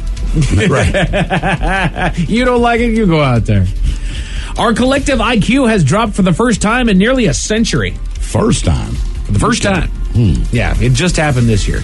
So remember that. Our being everyone on this planet or just the United States? That's a good question, Miles. But I would guess maybe Well, the pandemic didn't help. I would say definitely here, possibly the rest of the world. Yeah. I mean, I think that is self-evident. Sure. You know, it just... Let's see here. Someone got a photo of lightning striking the Christ the Redeemer statue. That's bound to happen. Right. It's still a cool photo if it's yours. It's one thing if you send me a postcard, I say, that's a cool picture, but it's a postcard. But if you actually took the picture, even if it's the same thing, it's like, that's really cool, man. Sure. Yeah. And yeah, you're right. If I saw you take that picture, I'd be like, somehow it's different. Badass picture. But I can find a stock photo of a bolt of lightning striking Christ the Redeemer. That's my only thing with people's vacation pictures. Like, you went to Paris. I know you wouldn't see the Eiffel Tower, but you don't need to show me a picture of the Eiffel Tower because inevitably it's just like the freaking postcards. Right. I actually feel better if I see you in it. Not that, but it's like, okay, you were there. But people go, the Eiffel Tower, we know what it looks like. I know because there's a stock image of it everywhere. Like. Right. This one says, some people may claim the world is a more dangerous place than it was in the, quote, good old days, but it's partially an ignorance is bliss situation because we know about more dangers than we did back then. There's a list online of old common household items that are now considered super dangerous. The Men's Room Top 10. The Men's Room Top 10. Dangerous. How about we flip the script? With things that were considered dangerous but aren't. Here's one for the fellas. Competitive sports for women. That was dangerous for you? I would take biceps on Shirley over there as opposed to sitting here with your hog jowls underneath your arms flapping back and forth like a fat turkey trying to take off. Suck it up. So... with that, these are 10 everyday things that used to be normal but are now known to be dangerous. Number 10, they go with cigarettes. Yes. Now, yes. Right. We know. Well, back in the day, I mean, they even said, and I'm sure doctors knew, but you also got paid to lie, but 4 to 5 doctors recommend this particular brand. Now, that said, doctors would also smoke. Right. It's like one of my favorite scenes in Forrest Gump. Forrest Gump's a kid, and they're freaking out his back's all crooked, but the doctor has this big-ass cigarette in his mouth as he's talking about the kid's health. And I'm like, yeah, I kind of remember that growing up. Exactly. That cigarettes were a healthy thing. That was to clean yourself out. Of course. Right? That was almost prescribed. The doctor would give you a pack on the way out. You guys know how long it's been since people were allowed to smoke indoors? In bars and restaurants and whatnot? Oh, when we probably 15 years, 20 years ago. 20 years. Huh, okay. 20 years when we stopped that practice. I am old enough to remember the smoking and non-smoking sections. It used to be, so when I was growing up, everything was just a smoking section. Keep in mind, everyone smoked, and I'm a little kid. Maybe by the time I'm 5, they introduced the non-smoking section, but that was maybe 10% of the seats in a restaurant. Sure. Because it's still, overwhelmingly, then they did it 50-50.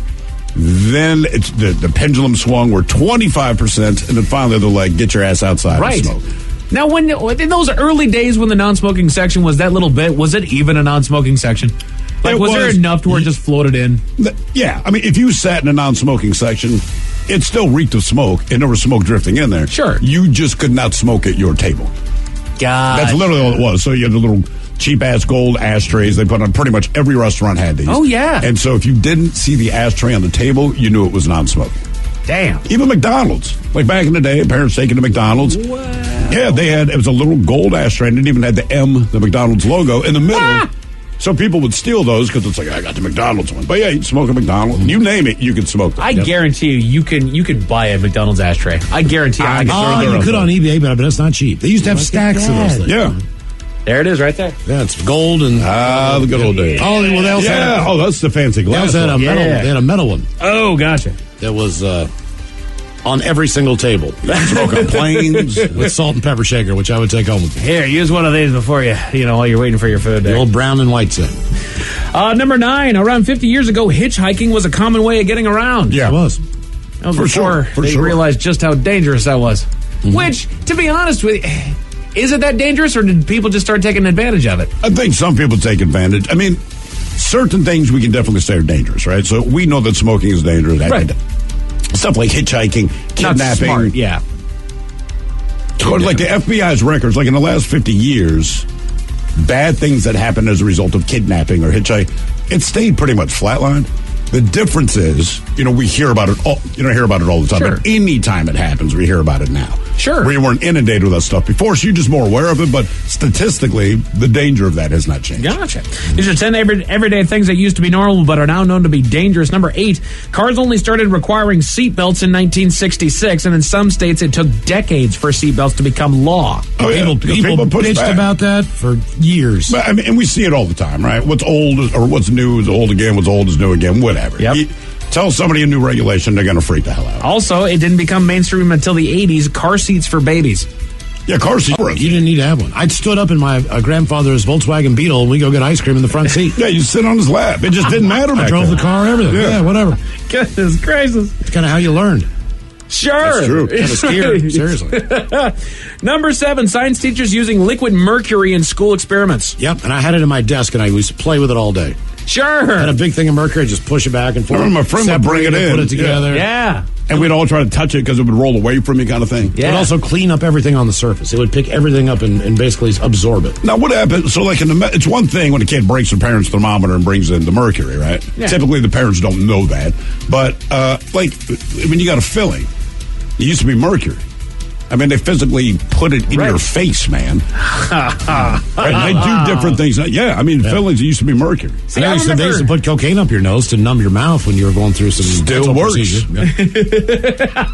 That's why you see everybody rubbing their teeth with it. All right. Just went to the Brushing dentist. their imaginary finger brush. Oh, God.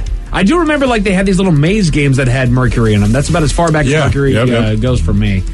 Let's see here. Number 6, Teflon in nonstick cookware, which has cancer-causing chemicals. The primary concern is a chemical called, perfluoro. Come on, Mike, you got it. Perfluorooctanoic acid. The name alone tells you it's dangerous. Which was used to make Teflon until 2013. Damn. All right. Yeah, and that's why they told you not to use steel wool on the nonstick. Yeah, because you kind of release the chemical. Right, you're going to activate it there. Again, these are 10 everyday things that used to be normal but are now known to be dangerous. Number 5, talc in baby powder and cosmetic powders has been linked to cancers. Yeah. Yep. Remember hearing about that.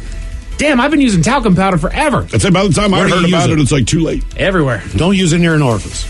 Gotcha. That's all. I did. It would always be down on the boys, but I remember when I was as long as it's not on the back. Gotcha. So your insides will absorb. The insides. Yes. Gotcha. Well, I got around there when I was chafing. Mm-hmm. That was not okay. There's other stuff you can use. Yeah. There's other similar powders that don't have that ingredient. And I'm sure that they've been cycled out, right? But I remember as a kid that you got out of the bath and then you just got soaked in that. They just powdered you down. Let's see here. Number 4, batteries and fertilizer containing cadmium. What in the world is cadmium? All I know is radioactive, I believe. I believe it's radioactive. I'm not 100% on that. But it's, a lot of things you just didn't know, like lead paint. Sure. I did lead paint, and the idea was, hey, man, this is durable. And it's like, sure is. And also, I remember The Simpsons, they had a, what do you call it, those little school documentary thing. So it's like, hi, I'm Troy McClure. Today we're watching a film called Lead Paint Chimps. Tasty but deadly. that was the name of it. I'm Troy McClure. Right. Tasty but deadly. Yeah. Well, apparently cadmium will charge a battery and help things grow in batteries and fertilizers. Which you would think if it was in a fertilizer, it's being spread on the ground. I don't plan on consuming that other than through my food anyhow. Well, I think that's where it ends up going. Yeah. Because I would send those beautiful tomatoes. And then who's eating batteries, doggone it? Well, kids. Number 3, we get to a popular one that I've still dealt with today. Buildings and household appliances that contain asbestos. Yeah, that's a big problem. Oh, yeah. That's in the popcorn ceilings, right? I don't know exactly. I have some popcorn ceilings. They did it, and at the year that the guy built the house and did popcorn ceilings, it had already been restricted. Yeah. And then when we did a home inspection, because the house was old, basically they went in checking for asbestos. And I was stunned that they're like, none. Like, cool. Well, all right then. Yeah, asbestos. But that was what? The super fire retardant thing.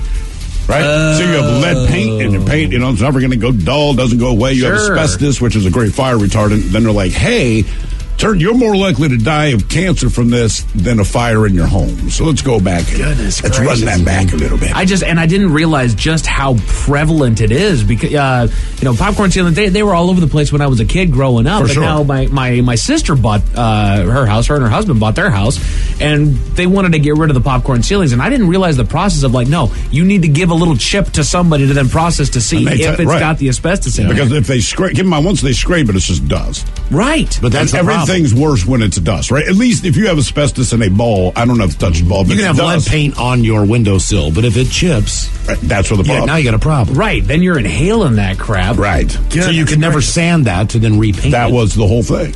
Oh, there somebody here points out they still use cadmium, but in electric cars. I'm convinced everything in electric cars, bad stuff. Yeah. I mean, I love that the vehicles are there. I think it's brilliant. If you're going to waste all your money and all this gas, I get it. But, man, everything I've heard about the inside of an electric car, it's like, that is a death trap. Yes, it is. We're still working out the bugs, okay? Like when it bursts into flames in your garage, are bad. But you don't use gas. But you save money. Right. Your house burned to the ground. Save money at the pump, just not on your life insurance. All right. Number 2, chemically made colors with arsenic pigments. Yeah, that was... the red dye was one of those, right? One of the red dyes. So they have red dye for number, food. Right? There's a million of them. So I know they definitely pull back on that. I don't know specifically what the ingredient was, and it might be the one you just said. But I was in my 20s, which is very bad news for anyone my age. I was walking through a Rite Aid, and I'm walking down the back-to-school supplies or whatever. Yeah. And I see the Crayola boxes, and in big letters it says, now non-toxic.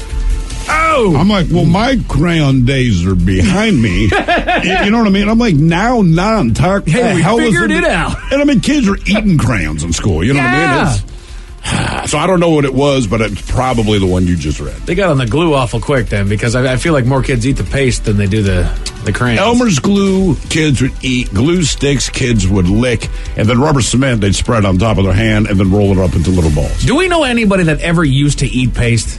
I knew, I feel like you never hear from that kid again. He didn't do it. It's not like he did it all the time habitually. His name was Donald Wade. And basically, if you said, Donald, will you eat glue? He'd squirt it directly in his mouth. We'd watch him eat glue. I remember watching at recess, he ate a bee. This big-ass bumblebee. And this other kid, Brad, got it by the wings, right? And so it's just like, Donald, I dare you to eat this. And I mean, he didn't give it a thought. It's just like, So that kid, right? So he ate glue, he ate bees. I don't know if he's still alive. That sounds so bad. But he seemed destined for an early retirement from the mortal coil. Oh, God. I mean, yeah, just thinking back. And it's all wonder, it's all fourth grade. This dude, didn't matter what you handed him. Handfuls of grass, you name it. He would do it. Oh, Lordy. And then this is the number one everyday thing that used to be normal, but is now known to be dangerous. It's already been mentioned. That good old lead-based paint and leaded gas. Oh, right, yeah. Okay. Which you know what, to be fair, I've only ever seen unleaded gasoline. What gas had lead in it, so it was like when you were driving your car, it's like a carcinogen around you or what? I get, but you had leaded or unleaded. Like those were your two types of gas you could get. Sure. Now you can get regular or premium or super premium or diesel, but when I was growing up, diesel mostly for long haul truckers and right, stuff like that, and then otherwise it was leaded or unleaded, and it just depended on the model of car you had. Huh. Yeah, and in fact, I want to say leaded in the 70s, at least in my memory, it was more. If you had 3 pumps, 2 of them were leaded, 1 of them was unleaded. No kidding. Yeah. Oh yeah, I mean it was the thing. Gotcha. All right. How are we still alive? Based on all of it, because I feel then it just went away. Mm-hmm. Right, but I feel it. You know, these things are so super dangerous, and yet we got a whole generation out here, so...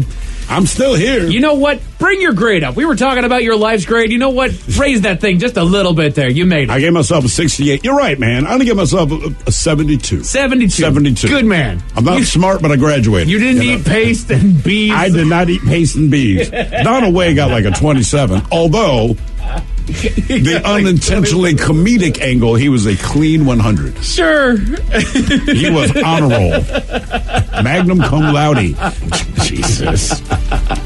He just dropped out of high school, maybe. I think it's probably more like, Donald, there's no point for you to be here.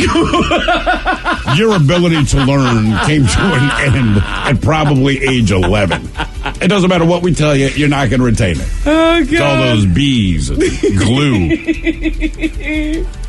A man in China evaded authorities by hiding in a cave for 14 years, and you will never guess what he did. What did he do? Tell you all about it at 5:50. Thank you, sir. Headlines are coming in at 5:50. In the meantime, let's get a contestant on the line for Profile This at 206-803-ROCK. What you watch depends on what kind of mood you're in. Sometimes you're craving comedies like Friends or South Park, and sometimes you're more into dramas like HBO's Succession and House of the Dragon. There's also cooking shows like Chopped and Beat Bobby Flay, and even movies like The Lord of the Rings and Shazam! Fury of the Gods. Well, Max is the streaming destination that has the best of entertainment for whatever mood you're in anytime. And plans start at as little as $9.99 a month. Max, the one to watch. Subscription required. Visit Max.com. T-Mobile's network can help keep you connected to all your favorite podcasts when you're out and about. Whether you're an early bird looking to dive into a daily news podcast or a night owl who wants to catch up on the latest reality TV drama, T-Mobile will keep you connected on their strong and reliable network. T-Mobile covers more highway miles with 5G than anyone. So if you need great coverage, especially when you're on the go, check out T-Mobile. Find out more at T-Mobile.com/CY.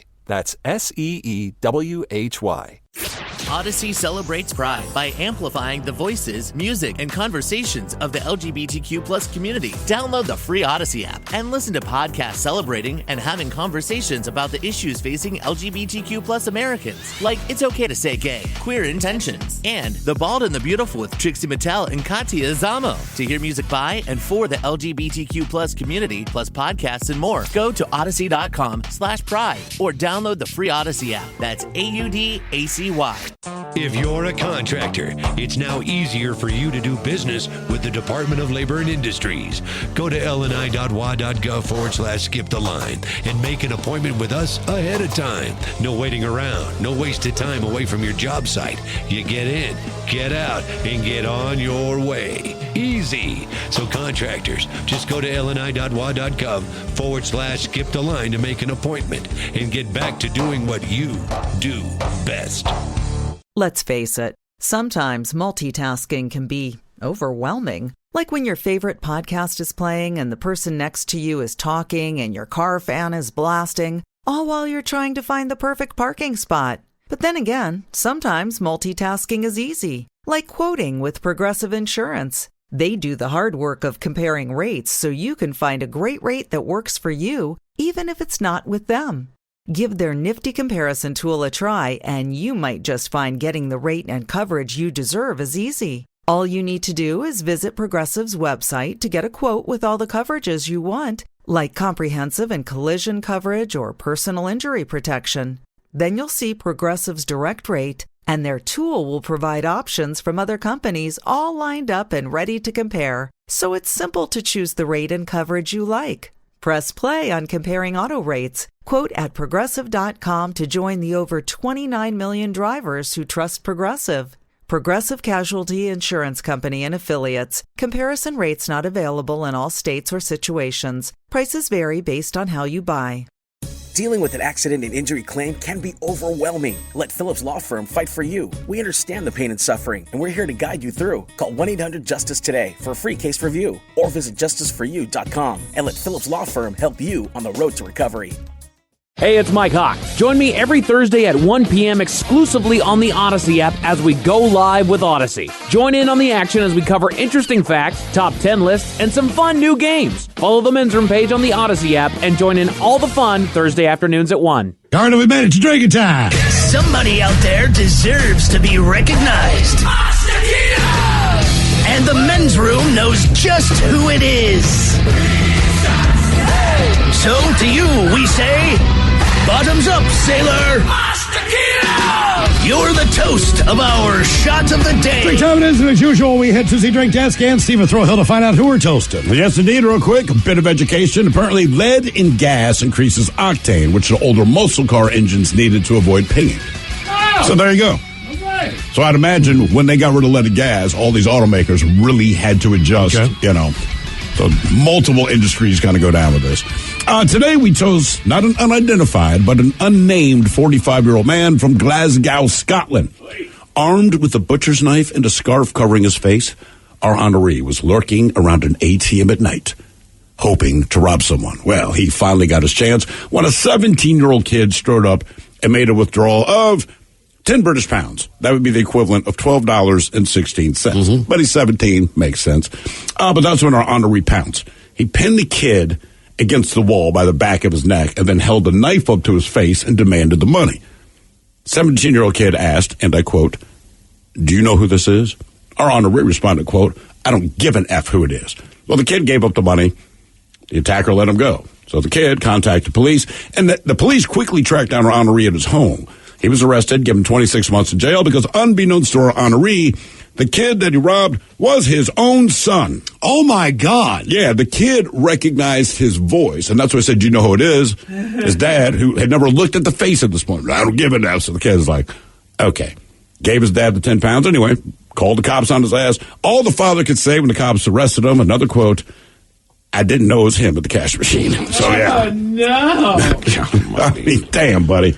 So we pour this booze, and we drink this booze because we think it's yummy. Yummy! So over the tongue and down the throat to party in our tummies. Down the hola bichola. The men's room presents Profile This. And Stephen Throwhill, could you please tell everyone how Profile This is played? I sure can, Miles. It's a simple game where we share with you a real-life news story, something that happened right here on planet Earth. And as you listen to the story, based on the stereotypes you believe to be true of people and the decisions that people make, we'll ask you what it is you think makes the story a story.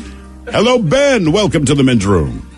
Hey, how's it going, guys? Hola! All right, Ben. Hola! You understand how this here game is played? Yes, sir. Fantastic. You have your choice of 1 to 4 stories. We have the wonderful world of drugs. We have Bite Me. In other words, what did someone find in their food? Interior decorating, where you guess the foreign object that ended up on the inside of someone. And finally, Hit Me With Your Best Shot, where you guess the unconventional weapon that someone chose to use as a weapon. Let's see what's inside. All right.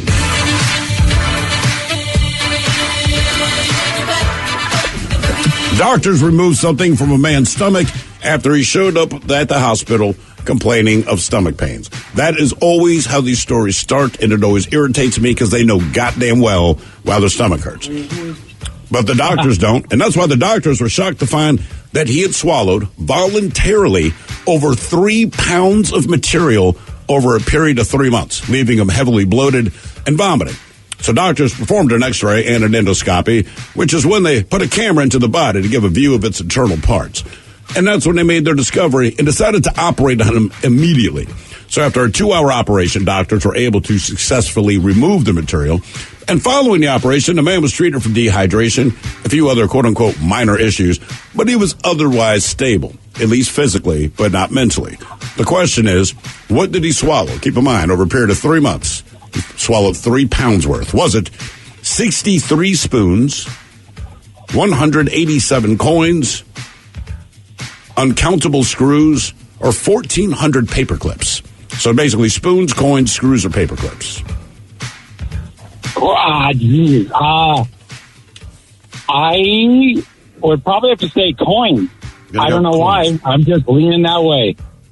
Swallowing his money. He's his own piggy bank. Yep. That's right. I'm going to go 63 spoons, Ben, just because it sounds fun. It does sound fun. Yeah, okay. What did this guy swallow for 3 months and 3 pounds worth? Was it 63 spoons, 187 coins, screws, or paper clips? We'll find out next. That was a tease. Walk the dogs, school drop-off, meetings from 10 to 3, take kids to soccer, then no time left for a jog.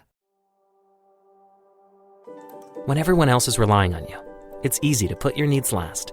BetterHelp connects you with a licensed therapist online, so you can show up for yourself the way you do for others. Visit BetterHelp.com/positive to get 10% off your first month. That's BetterHelp.com/positive. 99.9 KISW. We return to the men's room with Miles and Thrill. Categories: interior decorating. On profile this, we got a guy, he swallowed a bunch of stuff over a 3-month period. Yep.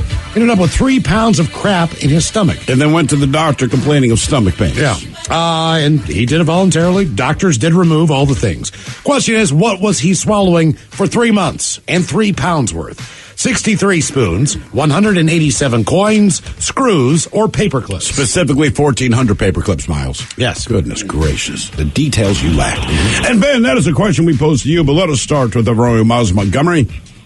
You went with the 69 spoons. Or 63 spoons. 63, my bad. Maybe a spoon man, I don't know. Spoon man.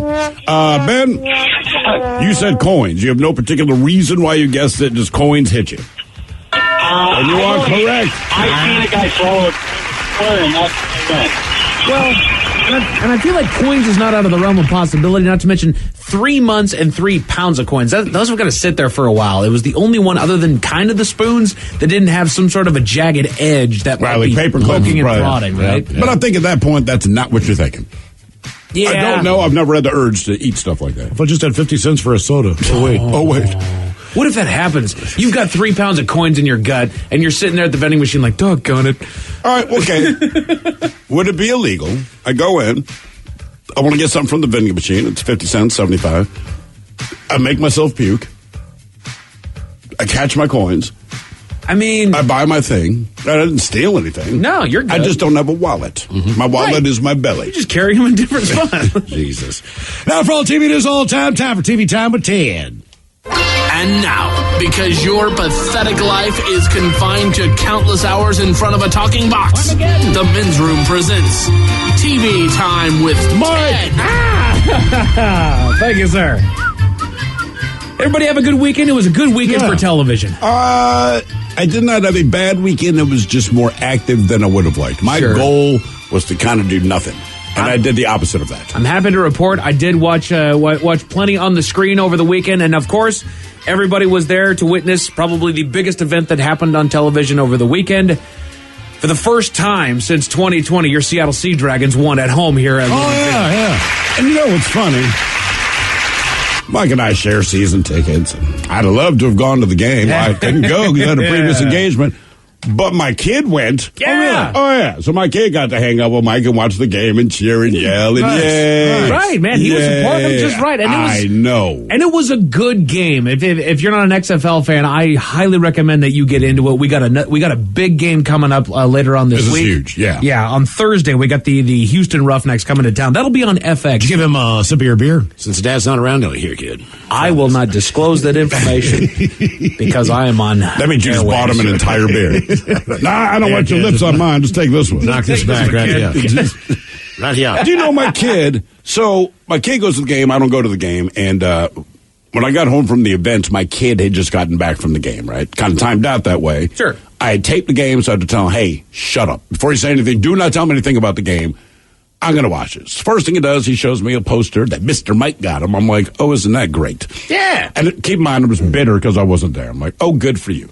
But then he runs in his bedroom. I've never seen my kid this excited about anything. He has this orange Sea Dragons hat, and it's been signed by a player.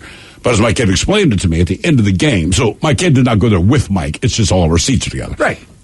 So he and his buddy went down to the railings that border the field, right? And at the end of the game, the players are signing autographs and all this. So my son's buddy brought a football and like a pair of gloves for someone to sign. And the guy signs it, and the guy, I guess, looks at my kid and says, did you bring anything for me to sign? Something to that effect. My son, being my son, is just like, no. So, and this is where my son, I'm telling you, this particular football player has a lifelong fan. Pulled the hat off of his own head, signed it, handed it to him. I've never seen my son so excited or proud of any piece of memorabilia in my life. Do you know the player? It is Bryce. It's one of the receivers, man. And the guy actually had a pretty good game that game. But like I told my wife, our kid will follow this guy's career. Absolutely. Absolutely. As my son said, if he showed me the hat, he goes, and again, I wasn't there, so I'm just like, yay, you. But he was like, my wife just says, he's going to be the biggest fan of this guy forever. And my son pointed out, he's my favorite player. I said, yeah, I bet he is. That's how that works, dude. Great game if you didn't get a chance to see it. The next one will be on FX or ESPN Plus if you're a subscriber. Or get your ass down to the stadium, man. Yeah, that's really the big one. Is we do need to fill that stadium. This is going to be that's a 7 o'clock kick, too. So it's an hour later than the last time I played. 7 o'clock kick, and as it worked, not everyone's into the XFL. I get it. I think if you like football, I really think you'd enjoy it when you kind of get the rules. But we're playing the best team in the league. That's all. And you always want to beat them. Right. Period. And I think that but they're really good. They are very, very good. I think we can. But we need to play your perfect game to be. Yes, we do. We need everything to go right and some things to go wrong for them. Right. But we can get it done. Obviously, I was being facetious. Earlier, there was a major event that happened on television last night. It was the Oscars. It was time for that to come back again.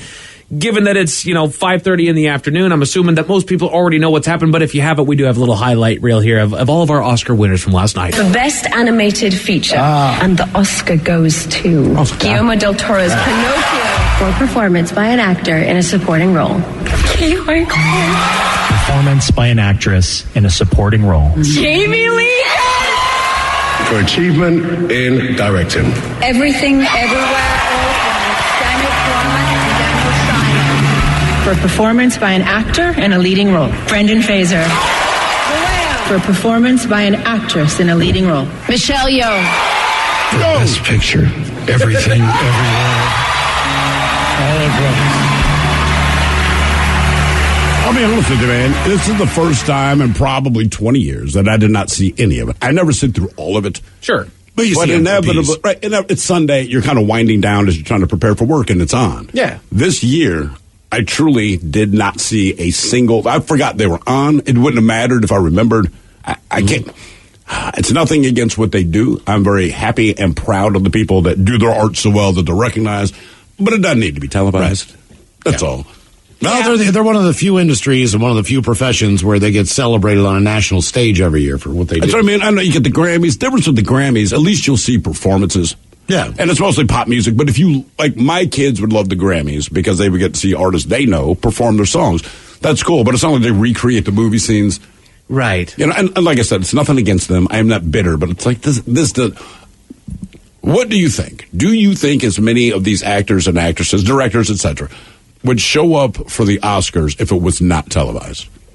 No. Because you're still being rewarded for you have outdone everyone else, right? For the particular art form that you pursue. Mm-hmm. But I'm saying 60% would not show up. No, it's the after party. It's the pre-stuff. It's the whole entire day. So I think that they... And I hearken back to 2020 or 2021, whichever one. I think it was 21. It was the first Oscars that was done like completely over Zoom. It was all digital because it was still during the pandemic there. They had a handful of people that participated, and I don't even remember the comedian. Was it Bill Burr that they had on stage that just didn't give an F about his presentation? Something like that. So it was just, they already had a hard time finding anybody to really go out there to be a presenter. Sure. And then it's not like they really panned to a whole lot of viewing parties that happened to be watching the deal. So no, when you ask, I don't think that there would be a whole lot of them in the room if it wasn't televised. Okay. It's that moment for them to get out there, and like you said, it's the pre and the post party that you're really excited about. You know, John Legend, he might have had a song, but he was there. I don't know. He might have been nominated for Best Original Song in a movie, or not score, obviously, but... Or name that sounds the fakest and you should be a movie character. There's just a ton of people who just show up. Right. You know, for whatever reason. And I will say this, every single genre, with the exception of comedy, is... highlighted, and I don't know why that is. I mean, even in a horror way. They wrap it with those musical or comedy, and typically it falls toward a musical. So, like with makeup, you could do horror movies, you could do, sci-fi. Which they don't, but they should. No, they get special effects. They'll give special effects to them, but they won't give them makeup.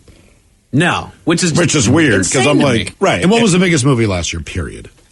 Nothing was even close to this Top movie. Gun? Top Gun. And Avatar. Those are probably... Avatar came... Was that last year? No, it came out this year. Avatar, I think, was this It was this year. So, yeah, Top Gun easily. But Top Gun saved the box office. Right. Most successful and movie that people like is not necessarily what wins. No, not at all. That to me, it's like, well, the real champion this year should have been the Buffalo Bills if they hadn't. They're not the best team in the NFL. Right. The Chiefs are. Exactly. So I don't understand this. So, can you imagine playing 17 weeks of football and then they say, we believe that the NFL Super Bowl is the second best. I won the Super Bowl. Eagles. Right. Not you. I won the Super Bowl, but you're not going to be rewarded for that after the fact. No. Right. But our favorite team, which is so being you won, the best. You won the game, but we're going to give the trophy to the Eagles. Exactly. More people saw you and liked you and said, hey, you should go see this movie than any other. And I realize distribution and all that stuff, but I still think there should be a mainstream award for movies that succeed and allow all these other little movies to be that made, saved the box office award. But I got to tell you, when it comes to the winner of Best Picture, it's been a long while since I've seen one that I enjoyed. There was a couple that I watched after I learned that it won Best Picture after not hearing about the movie ever. That's how it works a lot. That's how a lot of these people try to compete for that. And I don't know. I mean, look, critics, I think it's important to critics to prove that, they're on the upper crust of something. So it seems like they almost go out of the way to, it's like Rolling Stone, right? You know what I mean? They do, and look, it doesn't mean they're wrong, but it's just like, wow, you guys must have missed a lot of movies. Yes. I mean, think about the kids' movies. I've seen Shrek more times than probably any other movie. Sure. It never got nominated for anything. It might have, but none of the major. Probably like animated. But it's the most iconic movie from that year. Because it never got old. It stood the test of time. Yeah. They made 2 more, 3 more. But it doesn't get 5 anything. more, yeah, but Puss in Boots, all the different... Puss in Boots. Puss in Boots. Puss in Boots. All the spin-offs. But yeah, I mean, I just saw Kiss and Boots with my kid. Yeah. And it was actually a good movie. I mean, it's a kid movie, but I'm like, it's done well. Sure, it works. So another notable moment there that happened at the Oscars is there was a lot of people that gave presentations, and it was all kind of centered around the same thing. The crowd in the Oscar crowd there is getting a little bit on the aged side. Yes. And so Hugh Grant came up there and he gave us a pretty good sound hit. We're actually here to do 2 things. The first is to raise awareness about the vital importance of using a good moisturizer. Andy's been wearing one every day for the last 29 years. I've never used one in my life. Still stunning. Basically a scrotum. He made a scrotum joke. Let's see here. But the awards that I think that we pay a little bit more attention to here on this show is not the Oscars, but it's on the other side of that spectrum. It's the Raspberry Awards. Hell the yeah. Golden Razzies, man. That is interesting to me. Because here's the difference. Everyone would love to win an Oscar. No one's trying to get a Razzie. No! And it's harder now. Because there's not that many movies that are going straight to the big screen. Right. Exactly. So as far as that goes, you can't afford to come out with a pooper. You need to make a good movie to do well because there's not as many fish in the pond right now. Right, and the Razzies are going, you missed the mark. You still did. Few of your noted winners there of Razzies. The worst picture was Blonde, which I didn't look up and see what that one was, but Blonde came out. I vaguely remember the name. It won a couple of awards. It also won for the worst screenplay. So, okay, all right. Bad movie is Even Blonde. the script is garbage. Another one getting some attention is the movie Morbius, which garnered our worst actor Jared Leto. Which I've never been a huge fan of his when it comes to acting. He did not portray a very good Joker. There was a suspense horror movie not terribly long ago that he played in that he was creepy, but he gets a lot of love. I don't necessarily know why, but I'd been hearing that Morbius was going to come out. Marvel's next thing. Right. I saw the trailer and I'm like, that's a turd. I mean, the trailer, you just knew, this is hot garbage.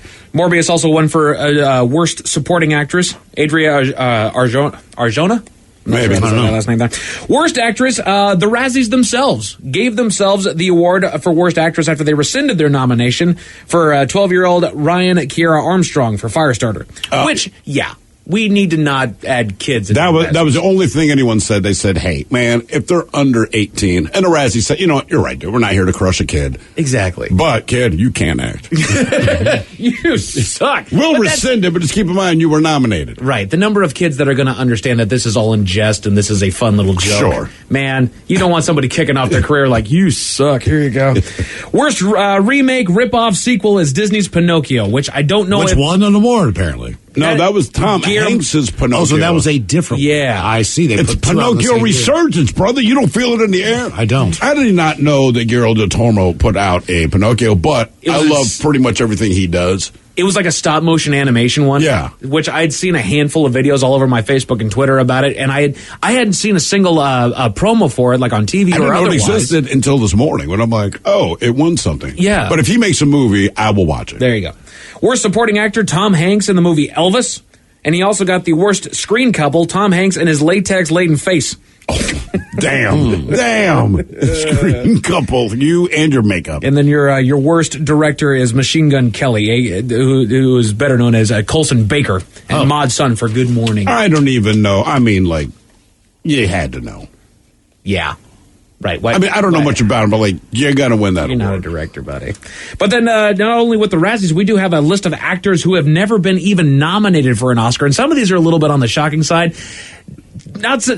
Some of them never quite make that step up to be the lead actor, but they've done some great supporting roles. So I'm surprised at some of the people here on this list. But number 10 is Oscar Isaac. Has never been nominated for Not any yet. kind of award. I think by the end of his career, he'll be there. He'll show up. Ewan McGregor makes the list of never having gotten even been nominated for an Oscar. I don't think he's in the right movies. I think he's a very good actor, but the movies, they borderline cheesy. Yeah. You know, other than like Train Spotting. But beyond that, he does Star Wars and right, and you're not going to win Star Wars. Doesn't matter what you ain't really Obi-Wan. Exactly. You kind of are. Number 8, our boy Bruce Willis. I can believe that. Never even nominated. No, but that's not his job. Yeah, I his don't job think he is was not to make striving. a critically acclaimed movie. His job is to entertain you. Yeah, he is used to be one of the more entertaining actors for sure. Zoe Saldana makes the list. Never been nominated. I can believe she's okay. Steve Martin. Again, back to the Comedy. roles. Back to the roles. Well, I think it depends. I think if Steve Martin did a Tom Hanks and did a serious role, he'd outdo anyone else trying to do a serious role. I do believe that. John Goodman makes the list. You would think supporting actor at least, because he is universally, I mean, even other actors. Like, great supporting. But again, Raising Arizona. You think of the movies he was in. Again, a comedy. Right. They don't recognize comedies. They don't exist. Hugh Grant, been in a few rom-coms, but it's more on the comedy side, Comedy, so he's not going to make that one. Keanu Reeves. I can believe, again, he's back to what we're talking about. Everyone loves him. You enjoy his movies, but he's not going to get If he's going to get one, it's going to be for like My Own Private Idaho. Number 2, Idris Elba. Never even nominated. Give him time. Yeah, because he bounces back. Look, I watched the movie Beast because I wanted to watch something where I didn't have to think, where he's fighting lions. Yes. The movie was fun, but like, you're not getting an award for this, man. And then number 1, Kurt Russell. Not even nominated. He's getting beyond his time to be nominated. I like him. Big Trouble in Little China is a comedy. I like him in the stuff he does, but those movies are not going to get you. Yeah. Come on. TV for you tonight. The Voice blind auditions are at 8 o'clock tonight on NBC. The Bachelor is on 8 o'clock over on ABC. Sports tonight. Your Seattle Kraken are once again hosting the Dallas Stars. That'll be on Root Sports at 7 o'clock tonight. Late night tonight. Check out Jimmy Fallon. He's got Bob Odenkirk. Thank you, Mike. We appreciate it. You're listening to The Men's Room. You diet, you work out, and still there's that one stubborn spot. Hey, it's Jason. I just went after my stubborn fat by doing cool sculpting at Tureen Dermatology, Minnesota's top cool sculpting provider. Dr. Tureen is my dermatologist. We froze my fat, and those fat cells are gone for good. FDA approved. No pain, no downtime. Ranked top doctor 8 years in a row. Trust the experts at Tureen Dermatology. Call today, 651-633-6883, and say goodbye to stubborn fat. The Men's Room returns with Miles and Thrill. Now, let's see what's happening in the real world. All right, here we go. A man with a did not mean to offend you t-shirt leads cops on a high-speed chase. Meanwhile, a human hand is found in New York was 1 mile away from its original burial place. Man kicks 9-year-old snowman down in a family's front yard. When Gary the goat goes hard. And a New York woman busted smuggling weed into Jamaica to prove that ours is better than theirs. It is time for your headlines. Now, it's time to hit the headlines. Here's my cop. All right, our top story. We go to China, where a man on the run from the law has finally been found. The man was involved in a robbery of a local gas station along with a couple accomplices and quickly fled his home after hearing the report that his cohorts had been arrested shortly after their parting of ways. 14 years later, done running, the man came forward, revealing that he had been living in a cave off of the land since the heist. While laying low, he missed out on some key events of his life, mainly his father's funeral and his son's wedding. Oh, man. Given that he never answered for his wrongdoings, he will now be tried in court for his crime of stealing the equivalent of 24 American dollars from that gas station over a decade ago. That's just so crazy to me, man. $24. Mm-hmm. You hid for 14 years. I mean, look, I don't know what the laws are in China. I don't know. But that still seems a bit extreme based for the amount that you stole, unless they just make it a crime, period. Like, right. Steal a pencil, steal a car, we're going to treat you the same. Theft, right. Right. I don't know, but your dad's funeral. Right. Your son's wedding. Because you stole $24? I'm not a particularly nostalgic dude, but those are two things that if you put on my itinerary, I'm going to attend both. Let other people have their day, too. Exactly. I mean, come on. It's like, your cohort's already got arrested. You're going to do the time after you get caught. There's no time served right now. Right. Good work, man. Don't be the drama. That's all. There's one rule in life. Don't be the drama. Don't be the drama. Don't be the drama. In other news, to Jamaica, where a woman was busted trying to smuggle weed. She was stopped by customs agents who caught her in the act of smuggling marijuana in her bag into the country. She told the court that she smokes weed for medical purposes and did possess a license for it, but they informed her that she was required to obtain a license there in the country before transporting the crop. I like her. She was ordered to pay a $30,000 fine or spend 30 days in jail, and it is worth noting that her initial explanation to customs agents was that she was trying to show her friends that American weed is better. And I love that argument. I'll prove it to you. Yes! I will bring some back. We will smoke it. We will do a taste test. No, brother, it's great, but it's illegal. Right. Right. Which it's is not why... it's not illegal in Jamaica. It's not illegal where she brought it from. It's illegal to transport it on a federal airplane. Right. Or even Air Jamaica. Like, no. Like, can we give her... You know that they try to dumb that down. Like, oh, man, okay, I want to try some of this they grow weed. all their weed outside. So if you happen to sneak in a seed or 2 or 3 or 4, that completely changes the landscape of how they do business outside with their agriculture. Yeah. You can't do that. How's that now? It's not native to the area. Oh, sure. So you're bringing a plant in that's not native to that area. You're going to foul it all up, man. Exactly. Mm-hmm. But that is it for your headlines. With that, Mike Hawk is out. Thank you, sir. We appreciate it. Lovely. Taryn Daly is up next. We'll see you tomorrow with Ryan Castle. He's got a whole lot of metal on Sit and Spin. Yes, indeed he does. It's all true. But in the meantime, we be all about this bitch for 180 seconds or so. So until then, please do what you do best. And for Aletha's sake, stay beautiful. The Men's Room has been taped before a live studio audience. Wardrobe and makeup provided by Mantastic Limited. This has been a presentation of the Men's Room Radio Network. Oh, man! A Double Flush production. Love the skin you're in with Hand & Stone Massage and Facial Spa's facial services. Enjoy the tranquility and deep relaxation while giving your skin a rejuvenating glow. All facials are tailored to your individual needs using the highest quality ingredients designed to give you healthy, radiant, and younger-looking skin. Visit any one of their 8 Seattle Hand & Stone Massage and Facial Spa locations or book online at handandstone.com. Restrictions apply. See spa for details.